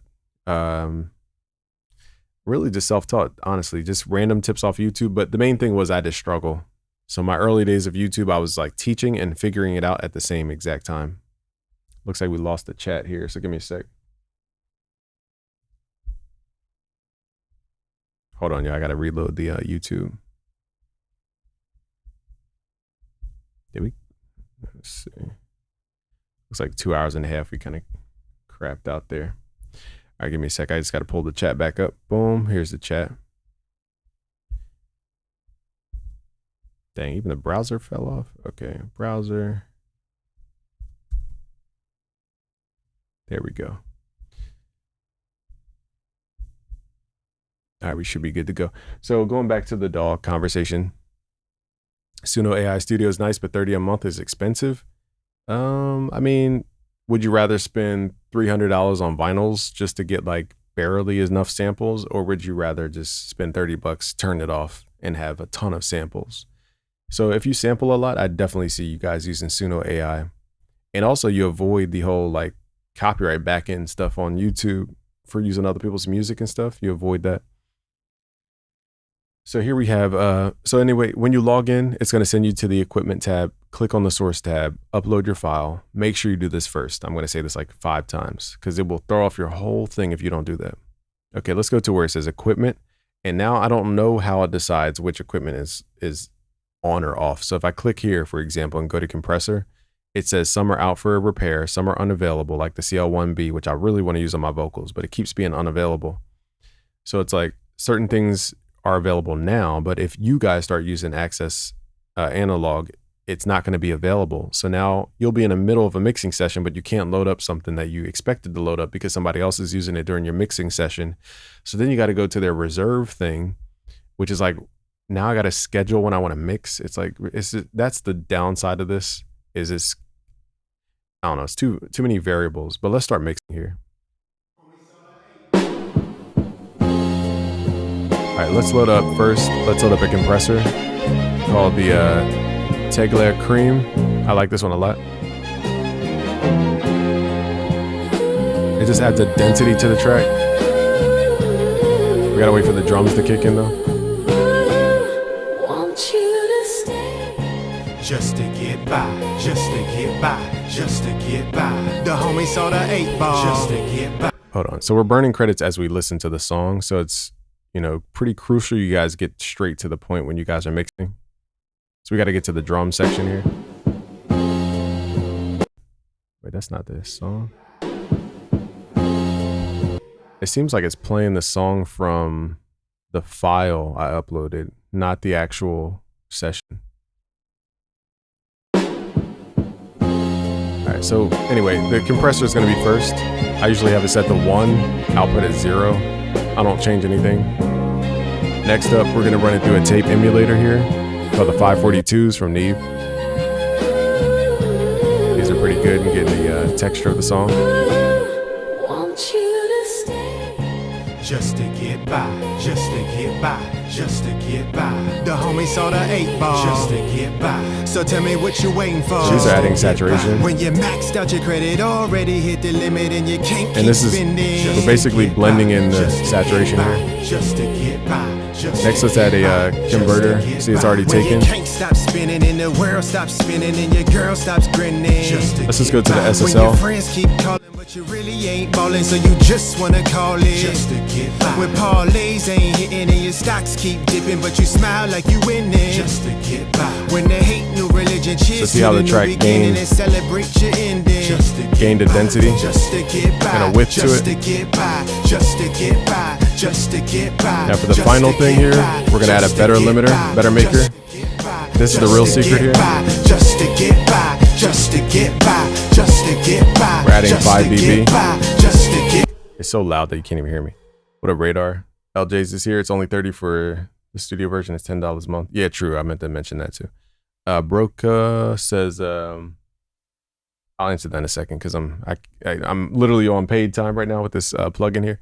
So basically with the clipper, we're buying headroom, and now with the limiter, this is what gives it that tall sound. So as you saw with 4 things, a compressor, a tape emulator for saturation if you need it. Technically, we don't need this step.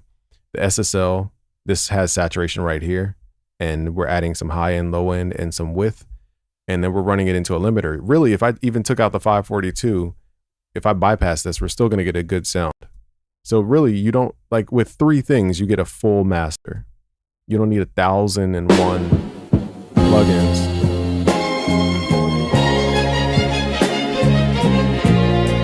And that's the difference between analog and plugins, by the way. So here's with everything off. Here's the before. just to get by. Now remember, I was hitting 0 with this mix. The homie saw the 8 ball just to get by. So tell me what you waiting for. Let's do it after. When you maxed out your credit, already hit the limit and you can't keep spending. Just to get by, just to get by, just to get by, just to get by. Now we're not doing it with the 542s. When you can't stop spinning and the world stops spinning and your girl stops grinning. Just to get by. When your friends keep calling but you really ain't ballin', so you just wanna call it. Just to get by. When parlays ain't hitting and your stocks keep dipping but you smile like you winning. Just to get by. When they hate new religion, cheers to the new beginning and celebrate your ending. Just to get by. Just to get by, just to get by, just to get by, just to get by, just to. All right, so let's say you like the mix. So with the 542s, it adds a little knock, a little saturation in the middle for the entire song. So now we're gonna go to bounce. Okay, so you got to go to bounce, and we're gonna do 48K 24-bit. Basically, we have to send it to the server, have it processed, and in real time, it has to print the audio because again, it's going through analog gear, so it has to record in real time. And we're just gonna tell it where to save. Let's hit bounce. So this is going to take the time of the actual song to print because again, it has to print the entire file through the song. So this does burn your credits. As you guys can see, my credits drop down below 20. And it even tells you the cost of your equipment per the hour. If you were to sit on for an hour, how many credits would you burn? So it says about 40 per hour. So that would cost you about $30 an hour, roughly, to even get an hour's worth of mixing. That's why I said this plugin, you're kind of in and out with it. I do want to explore the subscription so I could teach you guys what stuff actually sounds like though. As you guys heard, it's night and day what analog sounds like versus a digital mix. Not long locked in. What's this online mastering? It's basically like, how do you explain this? I wouldn't call it online mastering. I would call it like a remote mixing service might be a better term for it. Because I can control the actual gear. So it's like using somebody else's gear in somebody else's studio, but you're not actually in their studio. That's what we're doing right now. And it's well worth it. So again, you guys could charge $50 an hour for mixing or just charge a flat fee, $500 a mix, $200 a mix. You only spend $30 an hour and technically $15. So you could turn your $15 into $200 and your mix sounds really, really, really good. And well, that's technically a master, but. And I just showed you guys how to create a business using somebody else's stuff, just like that. Put your services on Better Maker or whatever it's called, Better, Sound Better or whatever it's called. So it's going to keep burning credits until we disconnect. So make sure you guys disconnect as soon as you bounce or else it will just keep burning credits. So here's the song that it just printed here. Let's play the before actually so we don't. So here, man, I have so many files. Give me a sec, y'all. Here's the before. What up, Alex? He says, hey, Busy, next time you're in Suno getting the vocal stems, pass them through Waves Clarity. Okay, I did hear some people talking about Clarity. There was a film composer talking about it. I've never used it. I am on the Waves subscription. You just reminded me I'm on the Waves subscription. I think, actually, I don't think Clarity comes with my subscription. I'm on the Waves Essential. But thank you. When I go to edit my lyrics, how do I stop someone else's music from playing in the background? I go to play my song and I can hear both songs playing at the same time. I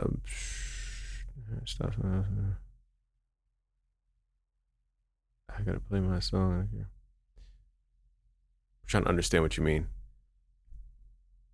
When I go to edit my lyrics,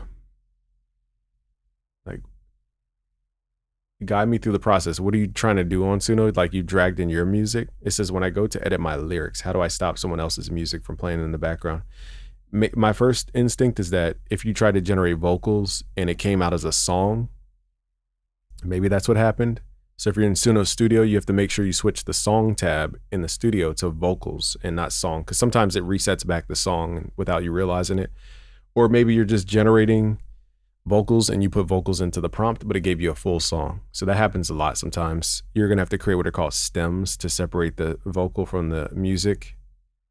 Those are the two scenarios I could think of. I'm not sure what, like you can give me more detail. Gamer Johnny says, what are some tutorials you recommend for new beat makers for FL Studio for free? Just go to busyworksbeats.com/FL Studio, because then it will guide you through. Beatology says, just use Lander to master. You could, but this is more hands-on. You kind of get like full control over what you're doing. So this isn't AI, by the way. The only kind of thing in here that's AI is like they're using robots to control the machines, but you get to control the stuff. So here's the before.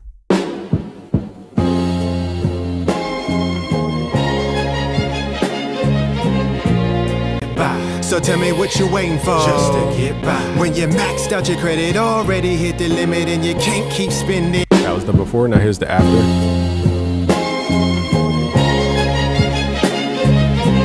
So when people talk about Sonics, this is what they're talking about.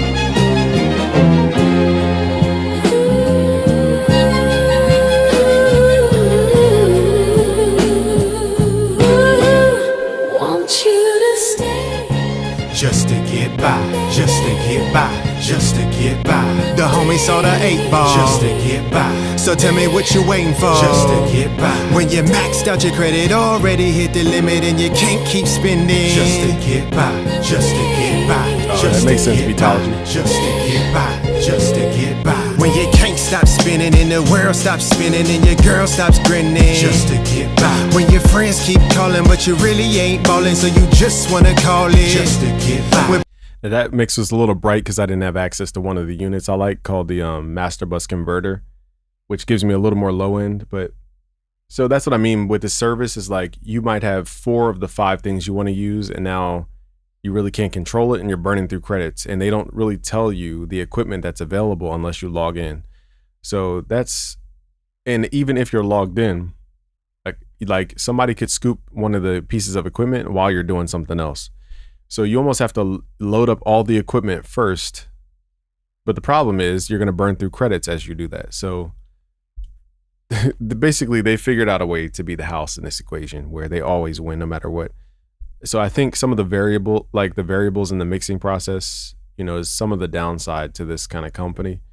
But I think what they're doing is revolutionary. I think this will be the future of mixing engineers, is to either add robots in your studio, let people use your gear, or even do this system, but have AI models that use the logic of the mixing engineer to mix records. So similar to a Lander, but you're running through real analog gear. And the way it turns knobs is based off of the thought process of a real mixing engineer based on whatever analysis tool they may implement. That's going to be the future of mixing, like the high quality mixing.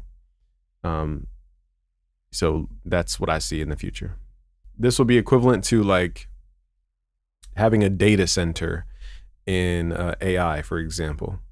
And you could basically charge people for tokens to use your stuff. It costs about $15 per session, which is last about, I did the math actually. It costs $15 per every 25 minutes. It's going to cost you about 17 credits, depending on how fluid you are with this stuff, per 25 minutes. I did the math. So roughly it's about $30 an hour. That's basically how much it costs. It is kind of steep that's why I wanted to buy their Access subscription, which gives you access to everything for only $130 a month, which is still high for some people. But if you have a real business, you know, it's pretty doable, because then you could use it at any time you want without the credits going down. So that's what I'm exploring. So if you guys find these videos more like valuable to hear real gear, then let me know, because I will buy that subscription just to show you guys like what stuff sounds like, so that you can stop wasting your time with plugins, because plugins are never going to give you that sound. Not yet. They're not going to give you that sound yet. I will never say never, because it's not really true. Let's mix another record, and then we'll end this live stream. But let's mix another one. Let's mix the G-Funk one.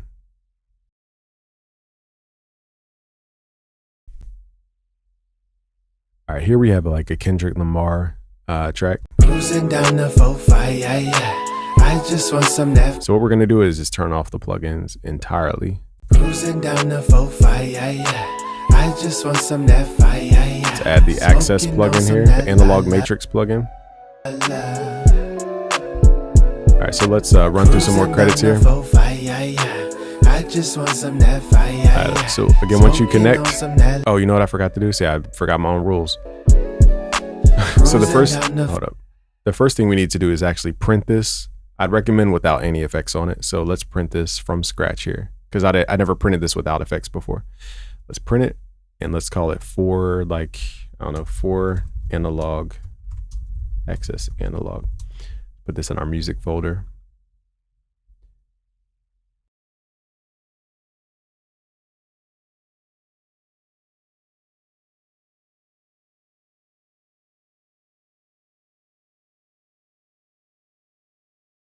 You said, what are the benefits of turning MIDI into audio? So some of the benefits are that you can do things with audio you can't do with MIDI. So for example, if I have like a clap and it goes like that, and I just want to like chop off the clap randomly to where it goes like I can do that with audio because I just chop it. But if you have MIDI and run a clap through a reverb, it's just going to go all the way through, no matter what you do, unless you do like really complex automation. The reverb doesn't know to turn itself off. So audio lets you control a lot of nuance like that. And you could do things like reverse audio quickly, whereas MIDI reversing is not the same as the sound reversing.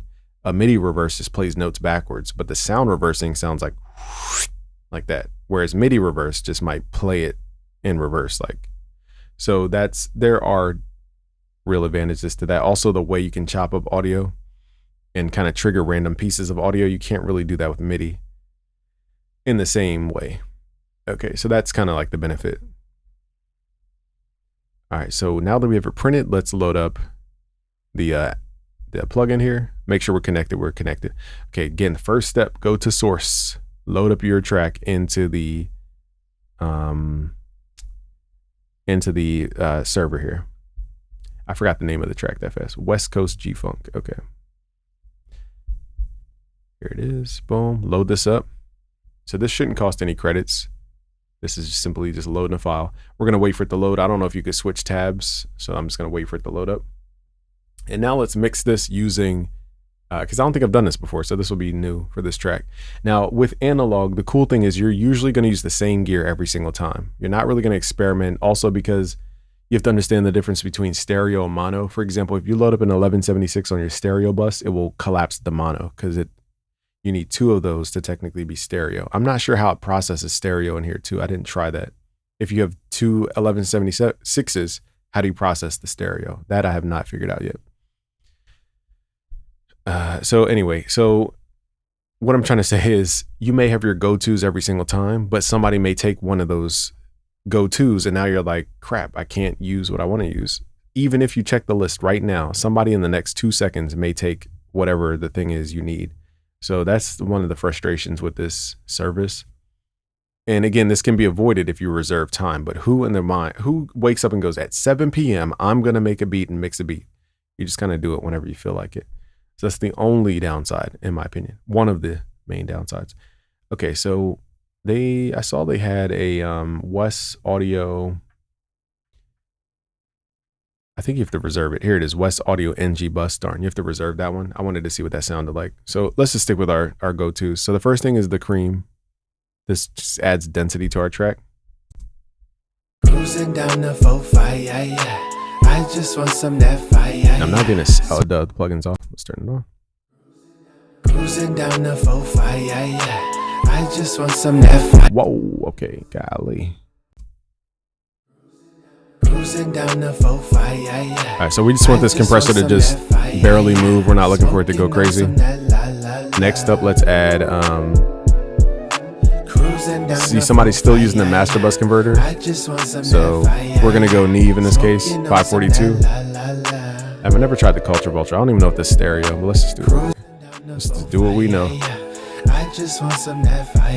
that crunch and that kick come out? Here's before. Listen to the kick. Cruising down the 4-5, I just want some that fire. Here go like. That's what this is doing. This tape emulator. Cruising down the 4-5, I just want some that fire. Was too much saturation. Let's pull this back a little bit. Cruising down the 4-5, yeah, yeah. I just want some that fire, yeah, yeah. Smoking on some. You can also add more input to make it crunch even more. Cruising down the 4-5, yeah, yeah. I think it's just, I just want some that fire, yeah, yeah. I found that you can push the 542s a little too hard, and sometimes if your song's already like low mid heavy, these just add a little more low mid that doesn't need to be there. So you gotta kind of use your ear for the silk button at least. Cruising down the 4-5, yeah, yeah. I just want some that fire, yeah, yeah. Smoking on some that la la. So this would be the equivalent of like adding standard clip or something. All right, next let's use SSL to widen it out. I just want some that fire, yeah, yeah. Smoking on some that la la la. Let's add the transformer here and maybe add a couple more harmonics in here. Cruising down the 4-5, yeah, yeah. I just want some that. What I love about the SSL, you can really push everything without it sounding harsh. Let's boost the 8K. Cruising down the 4-5, yeah, yeah. I just want. You hear that track open up? Smoking on some that la. That's what I loved about their EQs. You can push that high end super hard without it sounding harsh. Now let's add some a little saturation here. This is gonna make the track seem a little taller. It's gotta lower the density here. It's a little aggressive. Cruising down the 4-5, yeah, yeah. So here's without the SSL. Smoking on some that la la la. And it loses its like energy. Here's with it. Cruising down the 4-5, yeah, yeah. I just want some that fire, yeah, yeah. Smoking on some that. Now let's add the real secret, the better maker. This thing is gonna make it like night and day. So basically the clipper on here is the secret. This buys so much headroom, it's scary. So we're just gonna, usually I turn it up to 100. And as you guys can see, the compressor's not taking out 3 dB anymore. So this clipper, I've seen it go from like taking out 7 dB to taking out 0, which means we're buying 7 dB of headroom with this thing. It, like on the track I was. Here's without the clipper. See how it's cutting out 5 dB every time the limiter hits. And you hear it go cruising down the like that. So we're trying to avoid that. So the clipper is just shaving off the information that would normally get compressed, and it's making it more squarified. And I don't know what kind of magic it does, but it buys so much headroom without distorting. I just don't know what magic they've done, but this thing is a beast. And notice it won't sound like Fruity Soft Clipper where it's just like super crunchy. Now the limiter, we're just gonna pull up the, and this is what gives it that tall feel. Cruising down the 4-5, yeah, yeah. I just want some that fire, yeah, yeah. They even have meters to show you where you're clipping, so we could actually pull down the trim here. Cruising down the 4-5, yeah, yeah. I just want some that fire, yeah, yeah. Smoking on some that la la la. Let me lower the input volume. Cruising down the 4-5, yeah, yeah. I just want some that fire, yeah, yeah. Smoking on some that la la la. Actually, I don't know if that controls the output or the input. So in this case, we're going to use a this is burning credits here, but we're going to turn down using an EQ before the plugin. That way we buy a little bit more headroom here. Cruising down the 4-5, yeah, yeah. I just want some that fire, yeah, yeah. What the freak? Bruh, y'all just saw what happened? So this is why this plugin pisses me off sometimes. I just clicked out of the screen and it logged me out, which means we're now not going to have access to the chain that I just created. So that's one of the downsides to using this, that like, luckily I don't care because it sounds so good, but that is not cool that it just logged me out when I did not log out at all. So now you got to redo your whole chain and hope that the stuff is still there, because other people could snag it up. So that's the part of this process that I really don't like. Cruising down the 4-5, yeah, yeah. I just want some that fire, yeah, yeah. Smoking on some that. All right, now we got to find the 542 again. Luckily it kept the same settings, but also when I go to save stuff, like it won't let you load up your own presets. So I don't know if you need some kind of subscription to do that, but that's kind of like, it's kind of whack. So they do have presets per thing. That's pretty dope though. Cruising down the 4-5, yeah, all right, so now we got to rebuild the chain, which I'm not mad at because it sounds so good, but it is kind of like a vibe killer though sometimes. Cruising down the 4-5, yeah, yeah. All right, we got the better maker. Smoking on some that. There's really nothing else to add. Also, I would love in this plugin to be able to move stuff around, because in order to insert anything here, I have to now turn this one off and then add it over here. So I would like a way to move stuff around if that's possible on their side of things. Maybe it's just not possible, but you have to kind of know what's next in the chain. Because once you hit the limiter, you're not going to add anything after a limiter unless you're crazy. So here's, just to give you guys an example, here's the before from Logic, which is known to have a good sound engine. So it sounds clean, but it doesn't sound like loud and in our face. I just want some that fire, smoking on some that la la la. Let me see if they have a. Cruising down the 4-5. I'm also trying to add a compressor on my vocals just to show you guys what a real compressor sounds like. Oh, you know what? Let's add the master converter. Cruising down the 4-5. As you guys hear, it adds a little crunch. Smoking on some that la la la. Wow, listen to that. Just the converter. Cruising down the 4-5. I'm gonna run that back because you guys got to hear the power of this converter. This is just a converter, nothing else, no knobs. It is just translating. Down the 4-5. I just want some that fire. Listen to the kick. Shout out to Keel. Thank you, Keel. Listen to what this converter adds. Ready? Here you go. Cruising down the 4-5. I just want some that fire. Smoking on some that la la la. Maybe I'm tripping. Maybe I'm tripping. Cruising down the 4-5. I just want some that fire. Smoking on some that la la la. Cruising down the 4-5. I just want some that fire. It's so subtle, but it adds a little glue and a little height to it, but it's very subtle. I thought the kick was, it was my ears tricking me. Cruising down the 4-5. I just want some that here's what we're gonna do. Let's bypass everything except for the converter. Here's before. I just want some that fire. Smoking here's after. So it does have like to the kick. Cruising down the 4-5. I just want some that fire. Smoking on some that la la. It's a tiny bit of crunch, but it does add something to the kick. It's very subtle though. Cruising down the 4-5. I just want some that fire. Smoking on some that la la la. Cruising down the 4-5. I just want some that fire. Smoking on some that la la la. Cruising down the 4-5. So I don't think every song needs to be super like zzz, zzz, zzz. I don't think it needs to be like that saturated all the time. So this mix is a little hot on the low end. I would probably take out the tape emulators, personally speaking. So let me render this so that I don't feel like I just wasted my time. So we need to load up the file, go to bounce, and bounce this. So we'll take the equal amount of time that the song is to bounce this. So again, we're burning through credits in real time. So again, as you guys saw in that workflow, when I clicked out of it, it just turned our whole chain off, which you said headphone fatigue for wearing them too long. Maybe it could be that. But yeah, as you guys saw, that's one. There are a couple downsides. So I want to warn you guys before you hop in. It is an awesome company because they let us use their stuff. The only not only, I keep saying only. There are a couple downsides, which one is when you click out, it logs you out. The second one is you got to have your source loaded up and bounced, or else if you X out of here and bounce it, you'll lose all your stuff again. Third one is just the nature of like equipment being available is kind of like a weird concept. You're kind of hoping they don't have enough customers so they don't choose all the stuff from the list. But at the same time, you want them to have a lot of customers because that's how they're going to get more gear. So it's like, it's going to be, I don't know how they're going to scale this idea. I hope they do. It's just, I'm curious to know how they're going to do it.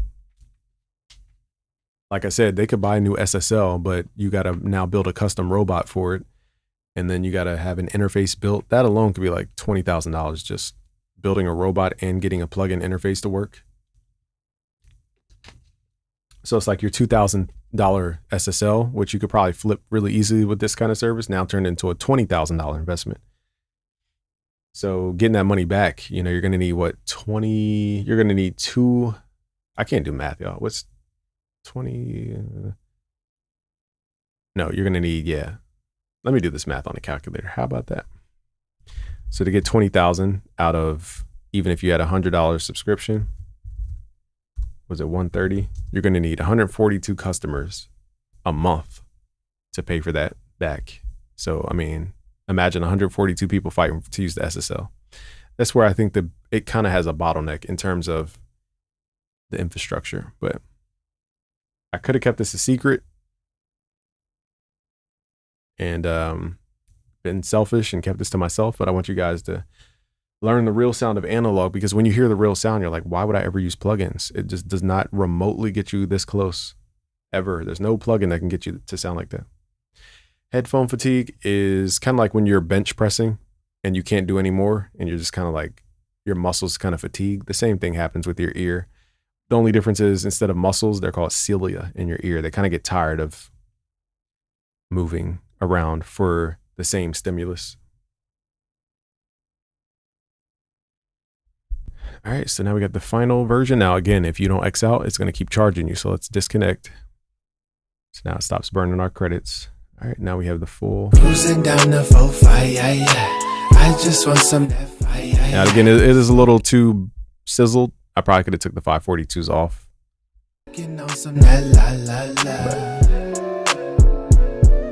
Cruising down the 4-5, cruising down the 4-5, yeah, yeah. I just want some that fire. Yeah, I definitely pushed that saturation way too heavy on, a little heavy-handed on the saturation on this one. So going back, let's see if we can mix this one more time with a different chain. Let's try some other stuff. Cruising down the 4-5, yeah, yeah. So now I'm going to use stuff that I'm not even familiar with. Let's load up our source.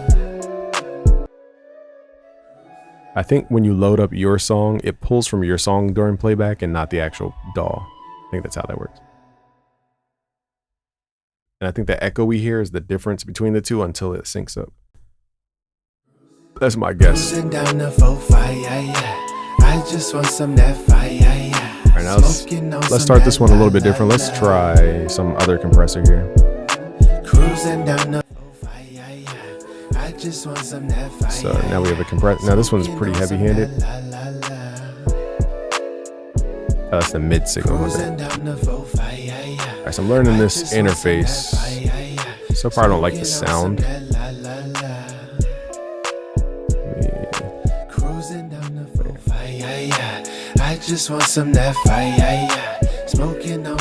Oh, that's the gain.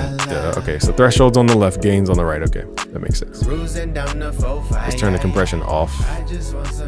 Okay, it's the opposite way. And then what's the low threshold? Okay, low mid side. Let's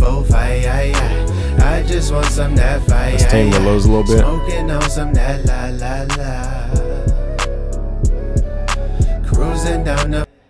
Yeah, I just need $2 million and somebody who knows how to build robots. That's the hard part. And I need a facility to host all this crap. Now, shout out to Access Analog. I think they're on the right path. I don't know all these buttons here, yo.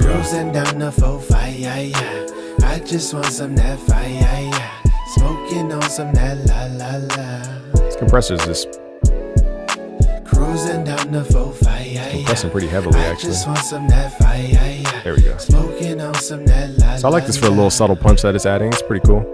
Let's try an EQ. I've never hopped into their EQs. Let's try Pultec. This is the real Pultec here. Let's see how I pulled it mono.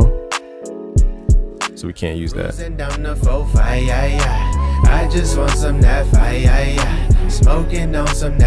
So anytime it says 1 and 2, it means mono. I don't even know what this is, but let's whatever this is. Smoking on some that la la la.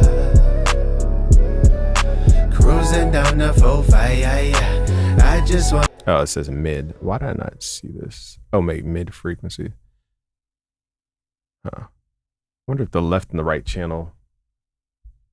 It says buy it. What the freak? That's random. So yeah, I don't like this EQ interface on it. He says, what are some of the most notable changes between FL and 25? 12 or 21 and 25. I think maybe, was it chord generator? Chord generator might be the only thing that's that big of a difference. Like there's not that much of a difference. FL needs to start innovating or else we'll start protesting. I just want some Let's try the culture vulture. smoking on some that la la. Whoa, sounds weird. I can't tell if this is mono or what. Cruising down the 4-5, yeah, yeah. I just want some that fire, yeah, yeah. Smoking I don't know why on this some sounds that super weird. la la. It just sounds weird. Down the 4-5, Alright, yeah, so yeah. I just want some what else can we that add fire, next? yeah, yeah. The EQs Smoking aren't, on some that la these look like la mono la. EQs, so I'm just gonna skip the EQ. Cruising down the 4-5, Trying to stay away from the SSL because it's so easy to make something sound good with that. Smoking on some that la la. What else is there to even add? What is this? Cruising down the 4-5, yeah, yeah. I just want some that fire, yeah, yeah. Smoking on some that la la la. Cruising down the 4-5, yeah, I don't like that. I just want some that I think once you find your chain, it's kind of like, it's kind of hard to make anything else sound good. Cruising down the 4-5, yeah, yeah.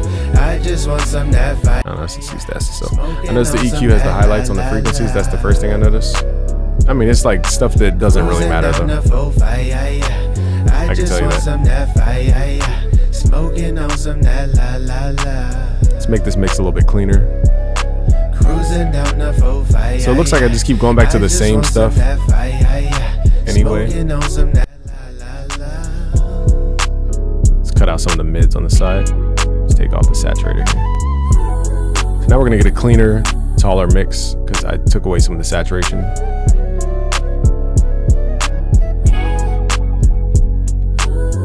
Darn, somebody took the Aurora, so now we gotta use this one. So now we're upscaling it, or upsampling, I mean. Sounds kind of cool. Oh, somebody's on the Better Maker. F them, F you.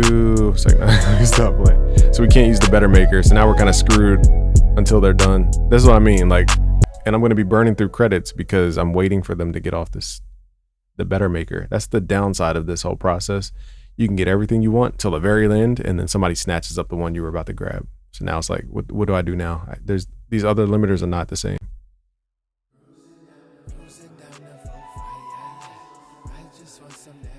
What the heck happened to the signal here? La la la. Okay, I don't know if that's a glitch or what. Just want some that fire, yeah. Smoke This is the real deal stuff. Yeah, it's gonna be a lot better than the plug-in emulations. So this is going through real equipment. Now, again, there's many downsides. Like right now, the perfect thing would be to run it through the better limiter, but because whoever's on this, they're probably taking forever to do it. So now we can't use it. cruising down the 4-5, yeah, yeah. I just want some that fire, yeah. Smoking on some. So let's just that print la, this. la, We la. can add the better maker like later. So let's just do that. Cruising down the 4-5, yeah, Let's bounce yeah. this. I just want some. All right, now we're going to compare the original mix with the analog mix.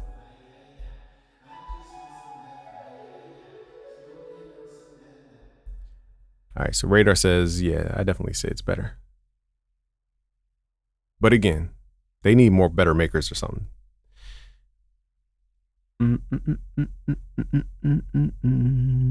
Appreciate you guys for hanging in here with me. We're pretty much on the tail end of this one. I just got to see what this sounds like, this bounce versus the DAW bounce, and that will be our final kind of thing. And then I'll go about my day. You guys go about your day. Let me check the dash real quick.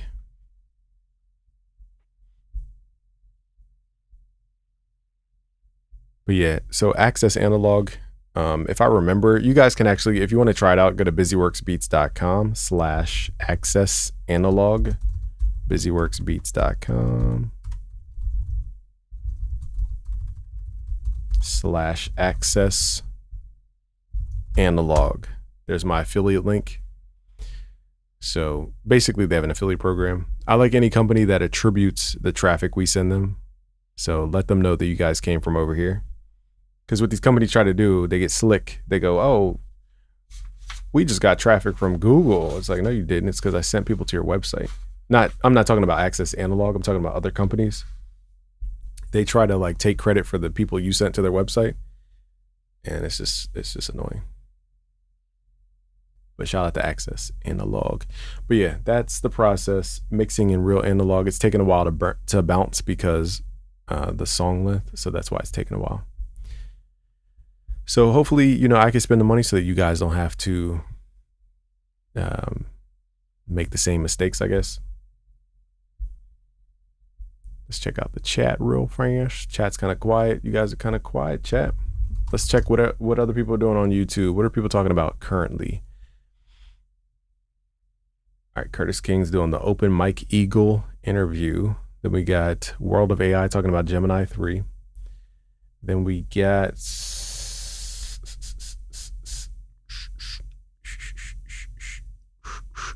Ab McCree talking about how a $1,200 AI camera changed my content forever.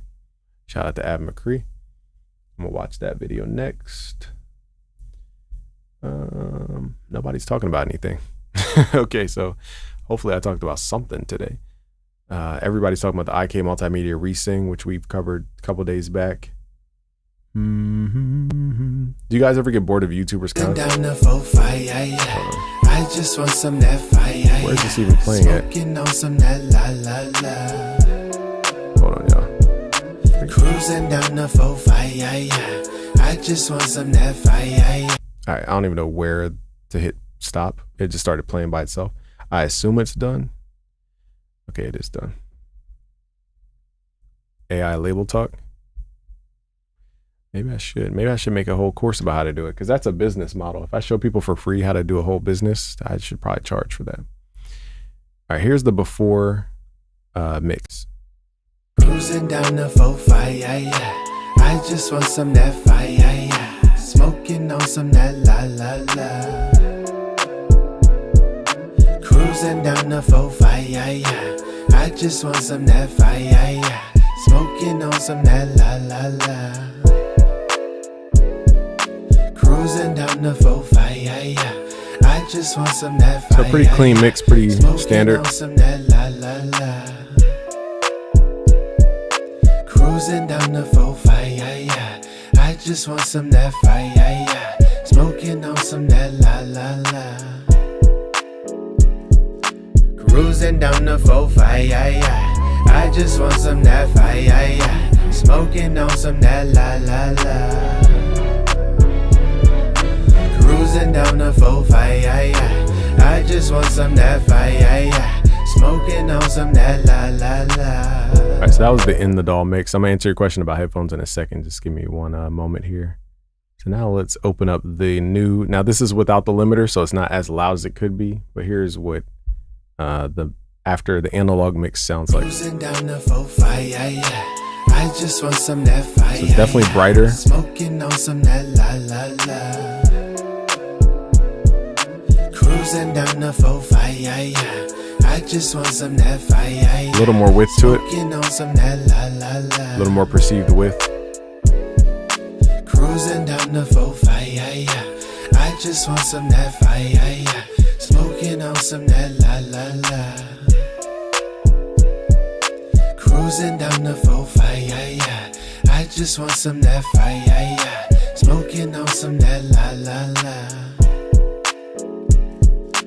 Cruising down the 4-5, I just want some that fire. Smoking on some that la la la. Cruising down the 4-5, I just want some that fire. Smoking on some that la la la. It's definitely added a dimension to it. Cruising down the 4-5, I just want some that fire. Smoking on some that la la la. Only thing we're missing though is that limiter. Cruising down the 4-5, I just want some that fire. Smoking on some that. So what it adds to my ear is like it adds almost like a layer above the song, and there's like this soft movement of like above the song, and I call that dimension. So that's what it did add. It's not as much dynamic as like bob your head. It's more like movement, and you can hear the highs kind of like clouds almost above the song. All now to make it real. Do it all. Oh, I see what you mean. Do it all. Hey, busy. Oh, so what headphones? I mean, I sent out. Actually, I did a video about I can't speak today. I did a video about Black Friday offers. I've published a few days back, and I could tell you there are a couple headphones on that list. Go watch the Black Friday video. It has the headphones in the list, and I even give you a link that sends you to all the stuff I'd recommend. So if you check my channel, go to the Black Friday video I just posted recently. That'll give you all your answers. Alrighty, so let's see if the Better Maker is available. If not, we're not going to stress, but it would be dope if it was available. Let's mute this. Let's add the Access plugin called Analog Matrix. Thing is, you have to connect first. Then you have to add your song, which is the song that we just got, which is in our downloads folder. Let me move it to an easier folder like our desktop so we can find it. Desktop, paste that thing, boom. All right, let's upload that thing from the desktop thing. Desktop, boom, boom. Okay, now we got to upload it. Just gonna wait for that to finish uploading.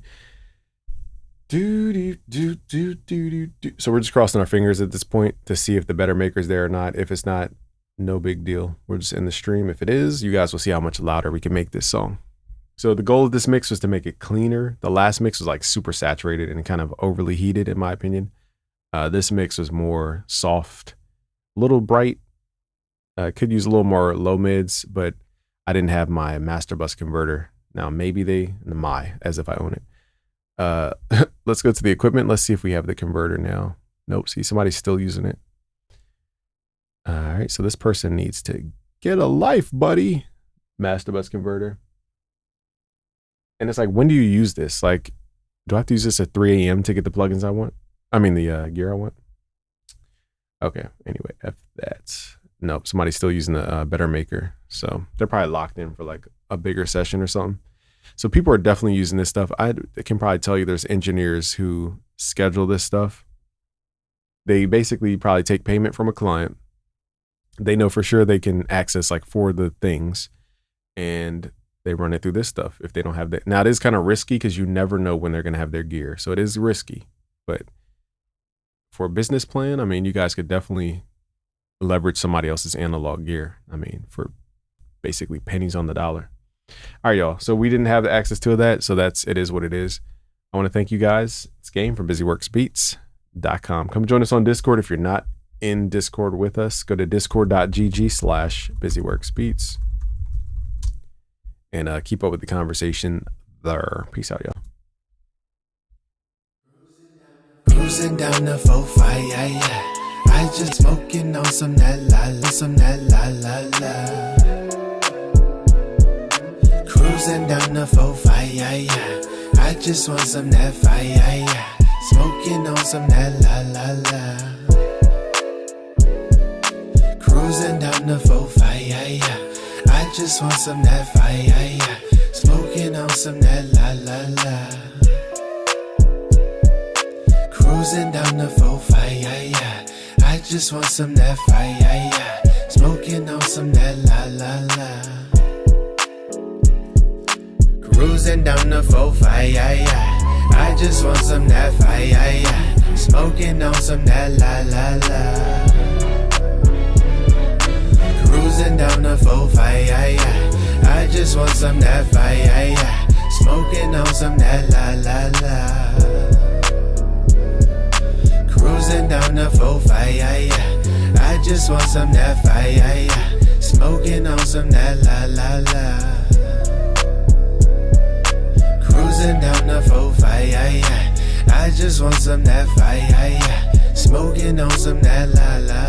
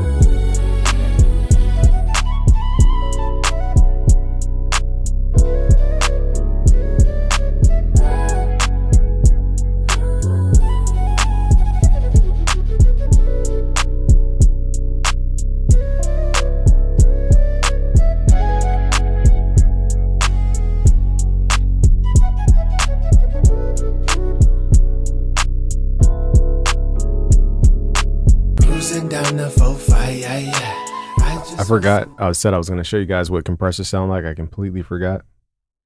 Let me do one more thing because I forgot about that.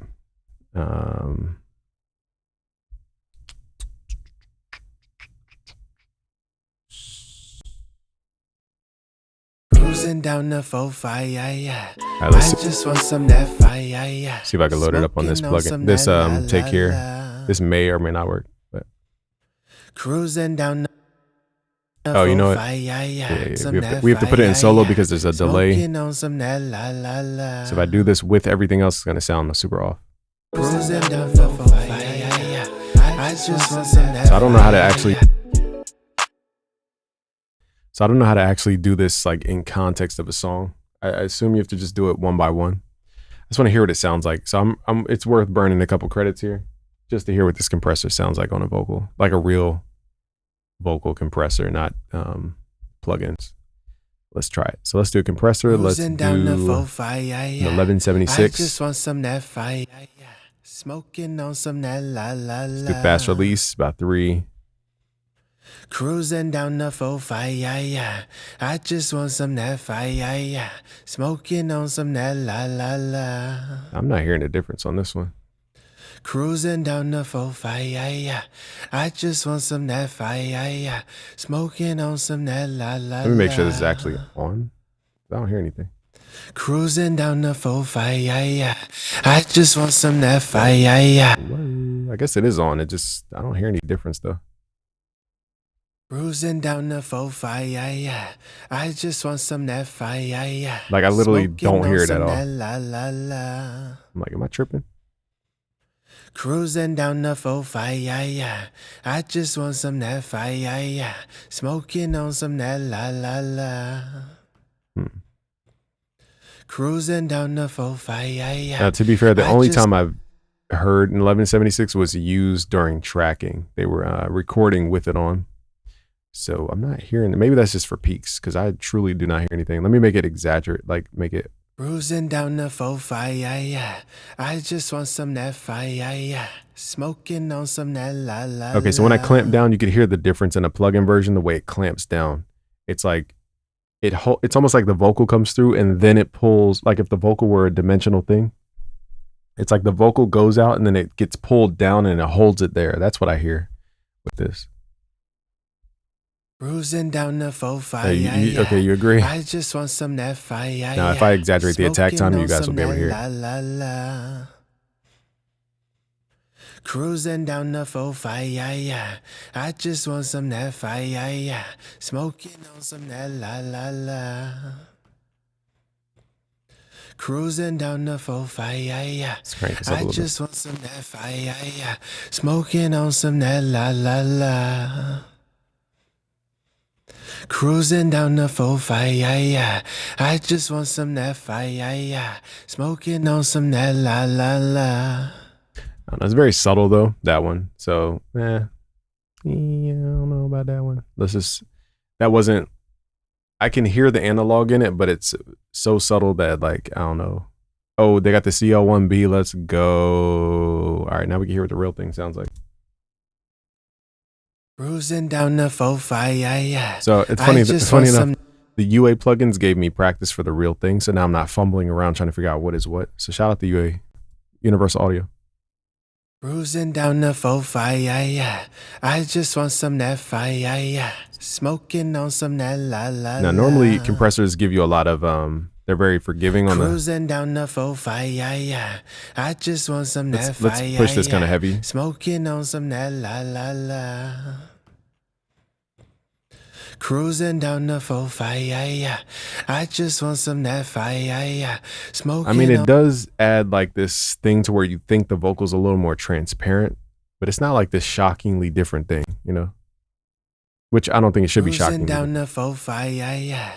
I just want some that fire, yeah. Smoking. So right now we're bypassing it. La, la, la. Turn it back on. Cruising down the 4-5, yeah. I just want some that fire, yeah. Let's do a preset. Smoking on some that la la la. Maybe I just didn't have the ratio up high enough. Cruising down the 4-5, yeah. I just want some that fire, yeah. Smoking on some that la la la. I don't know. I'm not hearing the magic of this. Maybe I'm just not. Cruising down the 4-5, yeah. I just want some that fire, yeah. Smoking on some that la la la. Wow, it's almost like so subtle. I can't tell. Cruising down the 4-5, yeah. I just want some that fire, yeah. Smoking on some that la la la. Cruising down the 4-5, yeah. I just want some that fire. It's like I can hear the difference in the way it pushes down, and it kind of opens up more tallness to the sound. But it's almost like, I don't know how to explain what I'm trying to say. It's not the sound I thought it would give it. Cruising down the 4-5, yeah. I just want some that fire, yeah. Smoking on some that la la la. Cruising down the 4-5, yeah. I just want some that fire, yeah. Smoking on some that la la la. It also seems to add a little low mid saturation. Again, is it groundbreakingly different to where I would spend thousands of dollars for that? Heck no. That just like, to me, I know a West audio compressor that sounds a little bit better than that. Let's see what else we can get into. Let's try the LA2A. Now I know for sure my voice goes, it's paired well with the LA2A, so I know for sure we're gonna get a good sound out of this one. Cruising down the 4-5, yeah. I just want some that fire, yeah. Smoking on some that la la la. Cruising down the 4-5, yeah. I just want some that fire, yeah. Smoking on some that la la la. All right, here's the LA2A. Cruising down the 4-5, yeah. I just want some that fire, yeah. Smoking on some that la la la. Cruising down the 4-5, yeah. I just want some that fire, yeah. Smoking on some that la la la. I don't know. None of these are wowing me to the point where I need to have these in my chain. So you could pretty much get away with plugins on a lot of this. Maybe I'm just using it wrong, which is probably the answer. I'm just using it wrong, but. Cruising down the 4-5, yeah. I just want some Let's that fire, mess with the yeah. distressor here. Smoking on some that la la la. I can't tell what it is. Cruising down the 4-5, yeah. I just now, what I want loved some about that the fire. Mimas 1176 clone was that you could push it like 20 dB and it sounded amazing. Whereas that CL1B, I heard it taking out 7 dB. You can kind of hear where it turns into that soft sound. So maybe we need to just push these harder. Cruising down the 4-5, yeah. I just want some that fire, yeah. Smoking on some that la la la. So here's the distressor here. Cruising down the 4-5, yeah. I just want some that fire, yeah. Smoking on some that la la la. Cruising down the 4-5, yeah. I just want some that fire, yeah. Smoking on some that la la la. Cruising down Let me go to the 4-5. more rapid part because maybe that vocal is just too soft. Cruising down the 4-5, yeah. I just want some that fire, yeah. Smoking on some that la la la. Okay, now I'm hearing the characteristics of the saturation from these compressors. Cruising down the 4-5, yeah. I just want some that fire, yeah. Smoking on some that la la la. So it does add a little tiny lift for sure. Cruising down the 4-5, yeah. I just want some that fire, yeah. Smoking on some that la la la. Okay, I could definitely hear that. Now let's try the LA2A. Cruising down the 4-5, yeah. I just want some that fire, yeah. Smoking on some that la la la. Let's turn it on and off. Cruising down the 4-5, yeah. I just want some that fire, yeah. Hear that lift? Smoking on some that la la la. There we go. So the vocal is just too soft before, that's why. Cruising down the 4-5, yeah. So I just want some that fire, yeah. Smoking the on distressor, some that la. the distressor and you can schedule from right here. I didn't notice that. The distressor and the LA2A have the biggest sound so far. Let's try to we call it, what do you call it? Dial in. Let's try to dial in the CL1 for this vocal. Cruising down the 4-5, I just want some that fire. So now I'm pushing the smoking on some that la la la. compression a little harder. Cruising down the 4-5. Let's go to fast release. I just want some that fire. Smoking on some that la la la. Cruising down the 4-5. I just want some that fire. Smoking on some that la la la. Trying to get the levels right. Cruising down the 4-5. I just want some that fire. Smoking on some that la la la. I'm really not hearing the magic of the CL1B, y'all. Cruising down the 4-5. I just want some that fire. Smoking on some that la la la. Let me hear that cruising, because I think that's kind of where we might be able to hear it.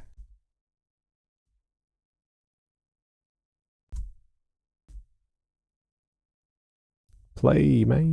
Great. Cruising down the 4-5. I just want some that So listen to the word fire. cruising. Smoking on some that la la. Right now we're bypassing everything. I just want to see what it sounds like with. Cruising down the 4-5.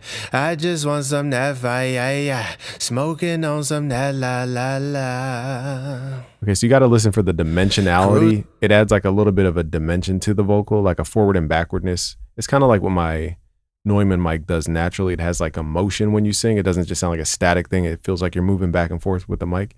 That's what I hear that's being added with the CL1B. You said Neve 1084. Cruising down the 4-5. I just want some that fire. Is that an EQ?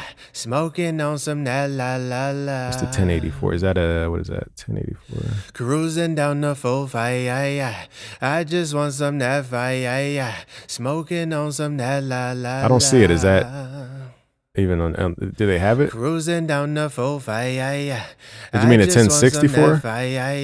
Smoking on some that la la la. I don't see any Neve 1084s on here. What is it? Is it a compressor or Cruising something? down the 4-5. Preamp? I just want some that fire. Smoking on some All right, let's that turn. la la. I was burning through credits just going, just looking at a list just now. Cruising down the 4-5. I just want some that fire. Smoking on some that la la la. Okay, now I hear the compression. It took a while to hear it though. Cruising down the 4-5. I just want some that fire. Smoking So- on some that. It's hard to explain it. It's not a saturation tone that comes out of this one. It's more of like the way it compresses, the way it pulls out volume. That's kind of the way I hear that CL1B. I don't know why people spend thousands and thousands on it, but it has a sound to it for sure. I don't know if they have that 1084 channel strip on here. What else could we do on a vocal? I don't know. Just want to burn through some credits. It's the 1073 upgrade. Oh, okay. They need the easier names like Neve Preamp, Neve Preamp 2, like not Neve 174XYZ. Let's try at least another compressor on our vocal. Let's try the... But yeah, for my voice, the LA2A has always sounded better. 1176 was so dull, I couldn't even... It just sounded like nothing. Let me push it harder. Maybe that's just why. Cruising down the 4-5. I just want some that fire. Smoking on some that la la la. Cruising down the 4-5. I just want some that fire. Smoking on some that la la la. So I kind of like the way it saturates. Cruising down the 4-5. I've just never heard it in I the just studio want some that push this hard. I've fire. usually only seen it Smoking on some that la la la. used it to control peaks. Used to control peaks. Cruising down the 4-5. Now still before and I just after. want some that fire. Smoking on some that la la la. Cruising down the 4-5. I just want some that fire. Smoking on some that la la la. This is very transparent. Like that 1176 is super transparent. I can barely tell it's on. What else is there to even mess with? Now the master bus converter's free. Now the master bus converter's free. Let me show you guys what that sounds like at least. Hopefully it's still there by the time I log in. It just boosts the low end just a little bit. Let's open up this track. La la. On the 4-5, hopefully it's still there. Okay, let me show you guys what this does. You hit this transform button. Cruising down the 4-5. It's not letting me. Okay. So all you do is just hit this transformer button and it adds a little bit Down the 4-5. nice saturation. I just want some that fire. Smoking on some that la. Here's before. Cruising down the 4-5. Hear that bass lift? I just want some that fire. Smoking on some that la. It just adds a nice little lift to the bass. Cruising down the 4-5. I just want some that fire. Smoking on some So yeah, I like that transformer on there. Let me see if I can mix this in the next 3 credits. I just want some that fire. Smoking on. Let's just mix this for fun. We already have the saturation, so we don't need the need. Cruising down the 4-5. Actually, let's add the need. I just want some that fire. Smoking on some that la. Let's add a SSL on this thing. I just want some that fire. Smoking on some that la. Pulling the width a little bit, it's a little too wide. Thank you, Alex. Cruising down the I know this song's probably getting annoying because you guys heard it 1,000 times. So I appreciate you being patient. I did not expect to even. Oh, the better maker. See what I mean? Like you get to the very end of the chain and it's like, oh, the limiter you want is being used. Sorry. So it's kind of like, well, let me just print this so that we can at least have it. That mix was all right. Kind of a cool mix. So I'm going to burn. I think if you run out of credits while it's bouncing, I'm not sure it bounces the whole thing. We're going to test it because I know for sure this is not going to be a 2-credit bounce. All right, y'all, but you've seen the process. The last thing I'm going to do is just hit play just to compare. But yeah, the compressors were, you would think compressors were this dramatic like difference between analog and digital, but it's just not. I do know a compressor that does sound dramatic, but the ones we use don't have a very dramatic sound. The CL1B, I'm actually shocked how subtle it is. The LA2A definitely has a sound that kind of jumps out at you. The 1176, very like transparent. But my favorite was probably the Distressor in terms of how hard we could push it. It reminds me of the Mimas from West Audio. So those would be my favorites in terms of analog gear, the Distressor and the LA2A. Yeah, you gotta run that back. We tried the Distressor, but or maybe you were here. The Distressor was cool.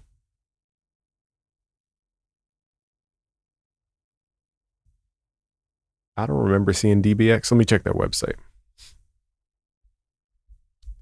DBX, what is a 160, I think, right? DBX. No, I don't see DBX on here. I want to use this West Audio bus compressor. I want to see what that sounds like. But I mean, yeah, so I don't want to, again, bore you guys to tears, but definitely the winner is this Better Maker limiter. This, using theirs made me want a real one. I'm like, bro, if I could just get a real one, why would I would never use any limiter ever again. This is the greatest limiter I've ever heard. They do have a Pultec. I think it's a mono. Yeah, a mono Pultec. They have 2 of those. Oh, shout out to Alex, listening over real authentic speakers. I'm still on my headphones. I'm surprised you got the whole setup going. Oh, I forgot the master converter. Darn. That's what I forgot to put on there. But yeah, the master converters sound good on here. Because I would have never spent $5,000 to see if a master converter would have made a difference at my studio. So the fact that we can kind of just hear what this stuff sounds like, to at least know what we're buying, that's valuable too. So I could definitely see them working with companies. The companies give them the gear for free so that we can hear what it sounds like to be on the gear. And then we can potentially go out and buy the gear. I think that would be an awesome partnership. Maybe I'll do some business with Access Analog. I'll connect them with a bunch of companies. The only thing though, they still need real robots to move the stuff. So it's not like it's free. And they need to build a plug-in interface as well, which is definitely not free. I think we did it. I'm pretty sure. Oh, it says the available devices. Oh wait, that's something else. Never mind. So I don't know if it rendered the whole thing. think it might have rendered like a minute. Cruising down the 4-5, yeah. All right, I know this is boring hearing the same song 1,000 times over. We need to check. We need to do the before and after though. I'm trying to think, where the heck did I put it? Hey, we've been on so long, my lights went out. You said they need effects too? What you mean, like reverb? They have reverbs on here. They need a system where you can mix like your entire session without anything being delayed. I guess you would have to add analog matrix across all your tracks for it to be, I don't know how that would work, but they need a system where like if I mix the vocal, it's not going to sound, a second after the whole beat. But I think in theory, I would have to just add the plugin across everything. Okay, so here's the before. Sorry, y'all, took forever. Here's the before. I just want to. Cruising down the 4-5, yeah. I just want some that fire, yeah. Smoking on some that la. So again, it was already a clean mix to begin with. So we're just trying to see what. Cruising down the 4-5, without the limiter, let's see what it. I just want some that fire, yeah. Smoking on some actually that does. la. I think one of these has the limiter on it, if I'm not mistaken. Oh no, we never got to the limiter on this one. I just want some that fire, yeah. Smoking on some that la. Of course, I'm out of credits when I want to use the limiter. Cruising down the 4-5, yeah. Worth the $15 though. Fire, smoking on some that la. Right, so I'm just listening to the harmonics here. Cruising down the 4-5, yeah. I just want some that fire, yeah. Smoking on some that la. So it's a little muddy on the sides. So it's like kind of on the sides. Now let's hear our latest mix. Cruising down the 4-5, yeah. I just want some that fire, yeah. Smoking on some that la. Definitely way brighter. It's the SSL EQ. Cruising down the 4-5, yeah. I just want some that fire, yeah. Smoking on some that la. Cruising down the 4-5, yeah. I just want some that fire, yeah. Smoking on some that la. Also, it's definitely a little more density Cruising down the 4-5, yeah. and dimension in the I beat. just want some that fire, yeah. Smoking on some that Like the kick feels very full. Cruising down the 4-5, yeah. I just want some that fire, yeah. Smoking on some that la. Cruising down the 4-5, yeah. I just want some that fire, yeah. Smoking on some that la. Cruising down the 4-5, yeah. I just want some that fire, yeah. Smoking on some that la. I can hear a couple areas where we have clipping, but it's not that big of a deal. Cruising down the 4-5, yeah. I just want some that fire, yeah. That's why we need that limiter. Prevent that clipping, because you could hear that analog clipping. It sounds like it's like a rumbly clip. Cruising down the 4-5, yeah. I don't even remember what mix this is. That fire, yeah. Smoking on some that la. Cruising down the 4-5, yeah. I just want some that fire, yeah. Smoking on some that la. Cruising down the 4-5, yeah. I just want some that fire, yeah. Smoking on some that la. This one to me is the best dimensional sound to it. Cruising down the 4-5, yeah. I just want some that fire, yeah. Smoking on some that la. Cruising down the 4-5, yeah. I just want some that fire, yeah. Smoking on some that la. Cruising down the 4-5, yeah. I just want some that fire, yeah. Smoking on some that la. Cruising down the 4. So yeah, we're mixing into some analog gear. So this sound you're hearing is not from a DAW. This is Apple Music that you guys are seeing, this interface here. Cruising down the 4-5, So here's the one where we had the limiter, because you could clearly hear so much louder. I just want some that fire, But I overcooked it with the saturation though. yeah. Smoking on some that la. Cruising down the 4-5, yeah. I just want some that fire, yeah. Smoking on some that la. Cruising down the 4-5, yeah. I just want some that fire, smoking on some that la la la. Cruising down the 4-5, I just want some that fire, smoking on some that la la la. Cruising down the 4-5, I just want some that fire, smoking on some that la la la. You can tell I clearly mixed it on the part that didn't have the cruising down the 4-5. I must have been mixing the quiet part, and I didn't hear the saturation when it hit that level. But that one sounds the best to me in terms of just overall everything. Shout out to your wife. My bad, I had to cut it off. But you said that kick is booming. My wife is dancing in the kitchen to your beat. Thank you. Shout out to Alex's wife. He's solid because he's been here for a while, so he must be a loyal man. What was I saying? I kind of forgot what I was talking about. Basically, the louder one actually sounded better to my ears, funny enough. But I do like when whatever we did with the one with the dimension on it, that second one, I think we added the master converters on that one, the playback, the loopback feature. So I think that does something to the dimension. I'm not sure. But maybe it's just the way we use the SSL. I don't know. All right, y'all. We've done our experiments. Clearly, my faves are the SSL Fusion and the Better, Better Maker limiter, SSL Fusion. And if I had to pick a third one, maybe even the Aurora Master Playback thing, whatever that's called, like the Master Playback, Loopback. And I'm trying to think what else added, like, and the Distressor. If you guys are going to use this on vocals, the Distressor was really good. So, I could probably pick 1,000 plugins I like, but I only pick 4 analog units I like. So hopefully that makes sense. Oh, and the Neve 542 is the how could I forget the Neve 542? And then after that, it'd probably be the Creme or whatever it's called by Tegelaire. I don't know how to say it. Tegelaire Creme, whatever it's called. All right, y'all. I'm officially toasted here, so it's time to be up out of here. I appreciate you. Come again, join us on Discord. It's discord.gg/busyworksbeats. Top in for free. And we have 127,000 people in there, so you guys can collab, network. Maybe I'll do a song feedback this Friday. We'll see. All right, I got to work on projects, so